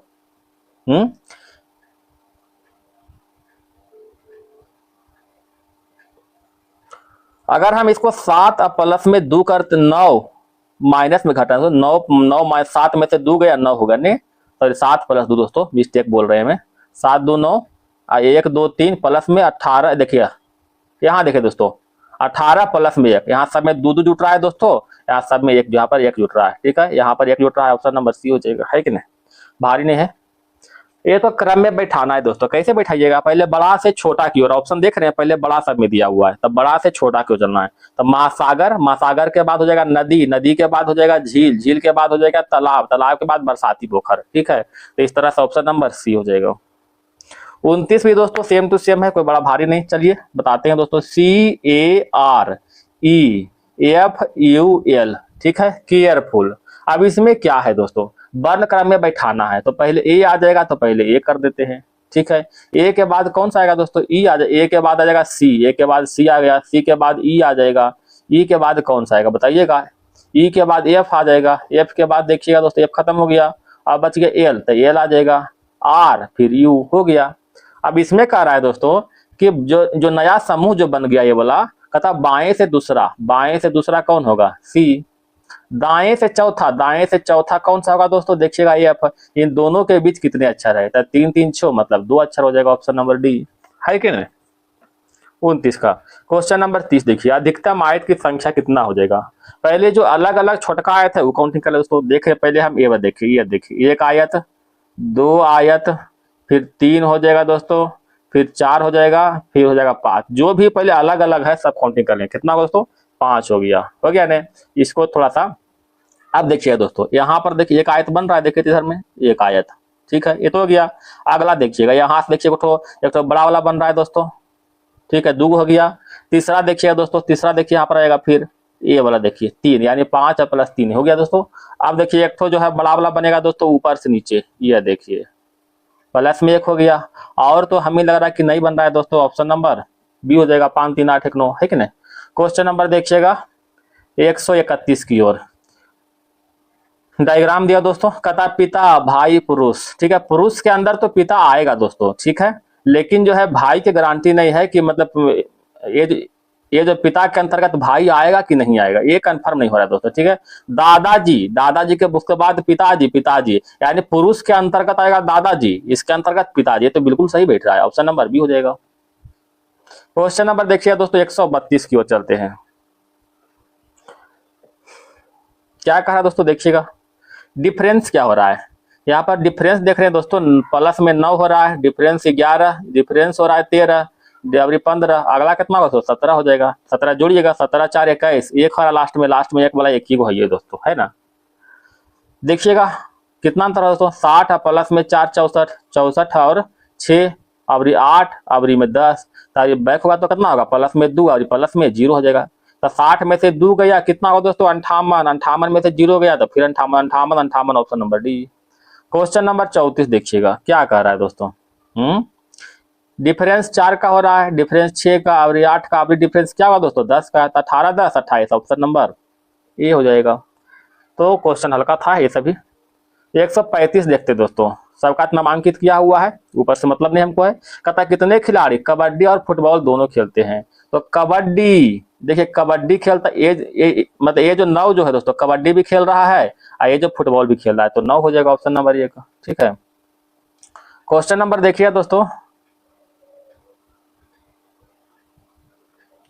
अच्छा इसको तो आप हल कीजिएगा है कि नहीं, 36 का डी हो जाएगा। 37 को देखते हैं दोस्तों, 37 में क्या कर रहा है, OILS, यहाँ पर देख रहे हैं दोस्तों 15 प्लस में 4 करते हैं तो 19 आ रहा है, ठीक है। 9 प्लस में 3 किया हुआ है 12, 12 प्लस में देखिए 2 किया हुआ, यानी 4 अक्षर है तो पहले 4 जोड़े हैं, फिर 3 जोड़े हैं, फिर 2 जोड़े हैं, फिर लास्ट में फिर 2 जोड़ा हुआ दोस्तों, देख रहे हैं 19 2 21, यहाँ पर देखिए ध्यान दीजिएगा 19 2 21 लास्ट में 2 जोड़ा गया है, ठीक है। तो इसमें लास्ट में पहले 2 जोड़ दिया करें, तो 11 प्लस 2 कितना होगा 13, यानी एम आ जाएगा, ठीक है ना। और यहाँ पर क्या दोस्तों फिर 2 जोड़िएगा तो 9 प्लस 2 11 की आ जाएगा। यहाँ पर 3 जुटेगा दोस्तों अबरी, है ना, तो 21 और 3 24 x हो जाएगा, और उधर 17 4 21 u हो जाएगा। समझ गए बात को, तो MKXU कहाँ है, option number D. Question number 138 देखिएगा दोस्तों, कहता एक शाम राजा ने सूर्य की ओर चलना शुरू किया, एक शाम राजा ने जो है सूर्य की ओर चलना शुरू किया। शाम है दोस्तों, सूर्य की ओर मतलब पश्चिम की ओर चल रहा है, शाम है सूर्य की ओर मतलब पश्चिम की ओर चला। कहता है थोड़ी दूर चलकर वह दाईं ओर घुमा, फिर वह दाईं ओर घुमा, अगेन दाईं ओर घुमा, फिर कुछ दूर चलकर अगेन दाईं ओर घुमा, तो फिर दाईं ओर। अब किधर चल रहा है, दक्षिण मुख चल रहा है, ऑप्शन नंबर ये हो जाएगा दक्षिण मुख। 39 देखिएगा क्या कह रहा है दोस्तों, 39 में बता सकते हैं। यहाँ पर 6 में जो है 7 जोड़ रहे हैं, 13 हो रहा है, 17 प्लस में 7, 4 प्लस में 7, और इधर 12 प्लस में 6, देखिए यहाँ पर 6 जुट रहा है, गलत हो गया ना, ऑप्शन नंबर डी हो जाएगा। क्वेश्चन नंबर देखिए दोस्तों 40 की ओर, दर्पण इधर रखा, मतलब इधर जो है दर्पण रखा दोस्तों, तो दर्पण रखे दोस्तों, तो के जो है इधर हो जाए, के इधर ऐसे हो जाए, के समझ गए, तो के ऐसे वाला कहा, एक यहाँ पर है एक इधर है दोस्तों, और कहीं नहीं है, ठीक है, के यानी 1 और 3 छट रहा है। एक डंडा डंडा इधर है, डंडा अभी इधर चल जाएगा, इधर ऐसे हो जाए डंडा वाला, ठीक है। तो डंडा इधर देखिए सी नंबर में है, तो ऑप्शन नंबर क्या होगा दोस्तों, सी हो जाएगा ना। है कि नहीं, सी हो जाएगा ऑप्शन नंबर। क्वेश्चन नंबर 141 की ओर आते हैं। देखिए दोस्तों, ये लकीर जो है स्थान परिवर्तित करके यहाँ से यहाँ पर आ रहा है, ठीक है, यहाँ से यहाँ पर आ गया, ठीक है, समझ गए ना। तो इसका भी स्थान परिवर्तित होगा, ठीक है, तो परिवर्तित होगा तो ऑप्शन से चेक करें दोस्तों, तो यह तो है इधर परिवर्तित हो रहा है, परिवर्तित देखिए इधर हो रहा है, ये देखिए सेम टू सेम स्थान, तो ये गलत हो जाएगा, ये भी सेम टू सेम स्थान गलत हो गया, है ये है कि नहीं। अब देखिए एक हमारे पास ए बच गया, एक हमारे पास ए बच गया। अब देखिए इसमें जो है ए वाला जो है ये दिख रहा है, ये वाला ये देखिए यहाँ जो हम काथी कर रहे हैं दोस्तों, यही वाला सेम टू सेम इधर दिया है लेकिन उल्टा किया हुआ है, तो ये वाला भी सेम टू सेम रहेगा लेकिन उल्टा होकर ऐसे हो जाएगा। अब देखिए ये तो बिल्कुल अलग हो गया है ना, ये जो अलग हो गया एक नंबर में, तो ये तो कैंसिल हो गया, तो ऑप्शन नंबर सी हो जाएगा। क्वेश्चन नंबर देखिए दोस्तों 42 की ओर, इसमें समेत 3-3 फूल दिया हुआ है, इसमें 4 फूल दिया हुआ है कि नहीं, तो ऑप्शन नंबर सी हो जाएगा। नंबर देखिएगा 143 की ओर, इससे संबंधित जो है मिलान करना है, इसमें भरना है। तो देखिए इसमें एक कोना खाली है, एक कोना खाली है, देखिए ये तो गलत हो गया, इसमें कोना ही अलग हो गया है कि नहीं। अच्छा इसमें और देखते हैं दोस्तों क्या किया गया है। इसमें देखिए जो है 2 गो पाई दिया हुआ है ना, देखिए 2 गो पाई दिया हुआ है ना, लेकिन अलग अलग है, सटा हुआ नहीं। और इसमें देखिए तो सटा तो हटिए गया दोस्तों, समझ गए बात को। और इसमें देखिए 3 गो बिंदु दिया हुआ है, तो 3 बिंदु सटा हुआ है, यहाँ भी है, और जो है देखिए इसमें एक चीज गड़बड़ है, इसमें देखिए ये वाला यहाँ पर दिया हुआ है, देखिए ऑप्शन नंबर सी में देखिए ना इस तरह से, क्या इसमें है, इसमें इस तरह का है, नहीं है, गलती हो गया, समझ गए। अच्छा ये जो है आप देखिए, ये जो 20 छोटका छोटका देख रहे हैं, दिख रहा है छोटका छोटका, ये छोटका छोटका छोटका छोटका दिखा दोस्तों, ये जो है इसके लाइन के नीचे है, जबकि इसमें एक नंबर में लाइन के ऊपर दिया हुआ, देखिए यहाँ पर लाइन के ऊपर है ना, देख रहे हैं, ये गलत हो जाएगा, तो लाइन के नीचे ऑप्शन नंबर 4 हो जाएगा, ठीक है, option number D. Question number देखिए दोस्तों 144 की ओर, पहले एक पेपर लिया है दोस्तों, ठीक है, एक पेपर लिया हुआ इस तरह से, ठीक है, उसके बाद इसको इस तरह से मोड़ दिया गया, इस तरह से मोड़ करके चारों पट्टी पहले मोड़ दिया गया है, मोड़ने के बाद फिर ऐसा ही बनेगा छोटा रूप में, जब मोड़ देंगे तब फिर तो ऐसा ही बनेगा, तो मोड़ने के बाद इस तरह से बन गया है, ठीक है, मोड़ा गया, मोड़ने के बाद ये बना, ध्यान दीजिए दोस्तों, मोड़ने के बाद बना हुआ है। अब इसको अगेन इस तरह से फिर आगे बढ़ा के मोड़ा गया है, ठीक है, उसके बाद फिर इधर से मोड़ा गया है, ठीक है, यानी डबल फोल्ड किया गया है, ठीक है, डबल फोल्ड किया गया है, और उसके बाद यहाँ पर जो है देख रहे हैं 2 गो जो छेद कर दिया गया है, ठीक है, तो 2 गो छेद करेंगे दोस्तों, इसको जो हम खोलेंगे तो इसमें जो है 2 गो यहाँ होगा दोस्तों, ठीक है, यहाँ पर 2 छेद किया हुआ है, फिर 2 छेद यहाँ पर हो जाएगा, ठीक है, फिर 2 छेद जो यहाँ पर हो जाएगा, 2 छेद यहाँ पर हो जाएगा। आइए तो एक बार मोड़ा वाला हो गया, एक बार यहाँ फोल्ड किया गया, तो बाहर में भी वैसा ही बनेगा 2 गो, ठीक है, बाहर में भी 2 गो बनेगा, एक बार और समझ गए ना, तो बाहर में 2 गो देखिए यहाँ पर है, अब अंदर में 2 गो है, 2 गो अंदर, 2 गो बाहर, 2 गो अंदर, 2 गो बाहर, ऑप्शन नंबर डी हो जाएगा, क्योंकि डबल फोल्ड किया हुआ, सिंगल फोल्ड नहीं दोस्तों, एंड एक बार कर दिया पूरी तरह से, उसके बाद फिर स्टार्ट किया है फोल्ड करने के लिए। क्वेश्चन नंबर देखिए 145 के, कितने घन है, देखिए दोस्तों 1 2 3 4 5, टोटल 3 लेयर है दोस्तों, तो 5 या 15, ये वो जो है मतलब डबल फ्लोर में, तो 5 चौका 20 हो जाएगा, है कि नहीं, ऑप्शन नंबर ये हो जाएगा, 45 के 20 हो जाएगा। क्वेश्चन नंबर 46 देखिएगा, कहता है दोस्तों प्रत्येक प्रश्न में 4 उत्तर की आकृति में से कौन दिए गए कटे हुए टुकड़े से बनाई जा सकती है। कटा हुआ टुकड़ा देखिए यहाँ पर है दोस्तों, ये त्रिभुज है, तो ये त्रिभुज कहाँ पर है देख सकते हैं दोस्तों, तो ये त्रिभुज देखिए यहाँ पर है और यहाँ पर, क्या इसमें त्रिभुज है होता नहीं, बड़का बड़का दिया हुआ, ये गलत हो जाएगा, ठीक है। इसमें देखिए इसमें जो है आड़ा टेढ़ा दिया हुआ है दोस्तों, देखिए ना यहाँ पर किस तरह से दिया हुआ है, ये भी गलत हो गया दोस्तों। इसमें भी देखिए इसमें जो है 2 भाग में इस तरह से बांटा, इसमें गलत है ना, तो एक ही को इसमें इस तरह का एक ही दिखिए रहा है दोस्तों, कौन वाला काटा हुआ है कि नहीं, एक ऑप्शन नंबर ये हो जाएगा। क्वेश्चन नंबर देखिए दोस्तों 147 की ओर, कहता ये वाला आकृति कहाँ दिख रहा है दोस्तों, देखिएगा तो ये वाला आकृति हमें दिख रहा है कहाँ, देखिएगा दोस्तों ये आकृति दिख रहा है दोस्तों, ऑप्शन नंबर देखिए सी में दिख रहा है। ये देखिए पहले आकृति को बनाते हैं, जैसा कि इसमें आप देख रहे हैं दोस्तों, ठीक है, यहाँ देखिए ये आकृति है, तो यहाँ पर देखिए सेम टू सेम आकृति है, देखा दोस्तों आकृति सेम है, तो ऑप्शन नंबर सी हो जाएगा। क्वेश्चन नंबर 48 की ओर आते हैं, देखिए कहता किसमें छिपा हुआ है, यहाँ पर देखिए दोस्तों ये वाला आकृति कहाँ दिख रहा है, ऑप्शन नंबर बी में दिख रहा है। क्वेश्चन नंबर देखिएगा 149 की ओर, 180 डिग्री जो है इसको एंटी क्लॉकवाइज घुमाना है, ठीक है, तो 180 डिग्री घुमाएंगे दोस्तों, तो ये वाला जो ट्रायंगल दिया हुआ है ये वाला सीधे यहाँ पर आ जाएगा, ठीक है, ये नीचे इस तरह से मुंह दिया हुआ है ना, इसको सीधे एंटी क्लॉकवाइज घुमाएंगे तो इसे ऐसा हो जाएगा। यानी इस कोना पर हमें जो है सीधा इस तरह का त्रिभुज मिलेगा। तो इस कोना पर देखिए यह क्या है दोस्तों, रेक्टेंगल दिया हुआ, गलत हो जाएगा। इस कोना पर देखिए चतुर्भुज दिया, गलत हो जाएगा। इस कोना पर मतलब यहाँ पर सर्किल है, गलत हो जाएगा। यहाँ पर देखिए ट्रायंगल एक के वो में है, ये दोस्तों ऑप्शन नंबर बी हो जाएगा। क्वेश्चन नंबर देखिए दोस्तों 150, ये तो हर सेट में आ रहा है दोस्तों, इसको ध्यान रखिए। ROME दिया हुआ दोस्तों, ROME, अब इसको छाटना है। 2 और 3, यहाँ पर 2 बढ़ा, यहाँ पर 3 बढ़ा, आर, तो आर तो है ये दिया हुआ दोस्तों। 2 और 5, यहाँ पर देखिए दोस्तों 2 और 5 ओ पर कटा है, ठीक है, तो यहाँ पर ओ हो गया। 2 और 7, ठीक है, यहाँ पर देखिए 2, एक सेकेंड दोस्तों, ठीक है, यहाँ पर देखिए 2 जा रहा है, इधर 7 क्या है, एम पर कट गया, एम हो जाएगा।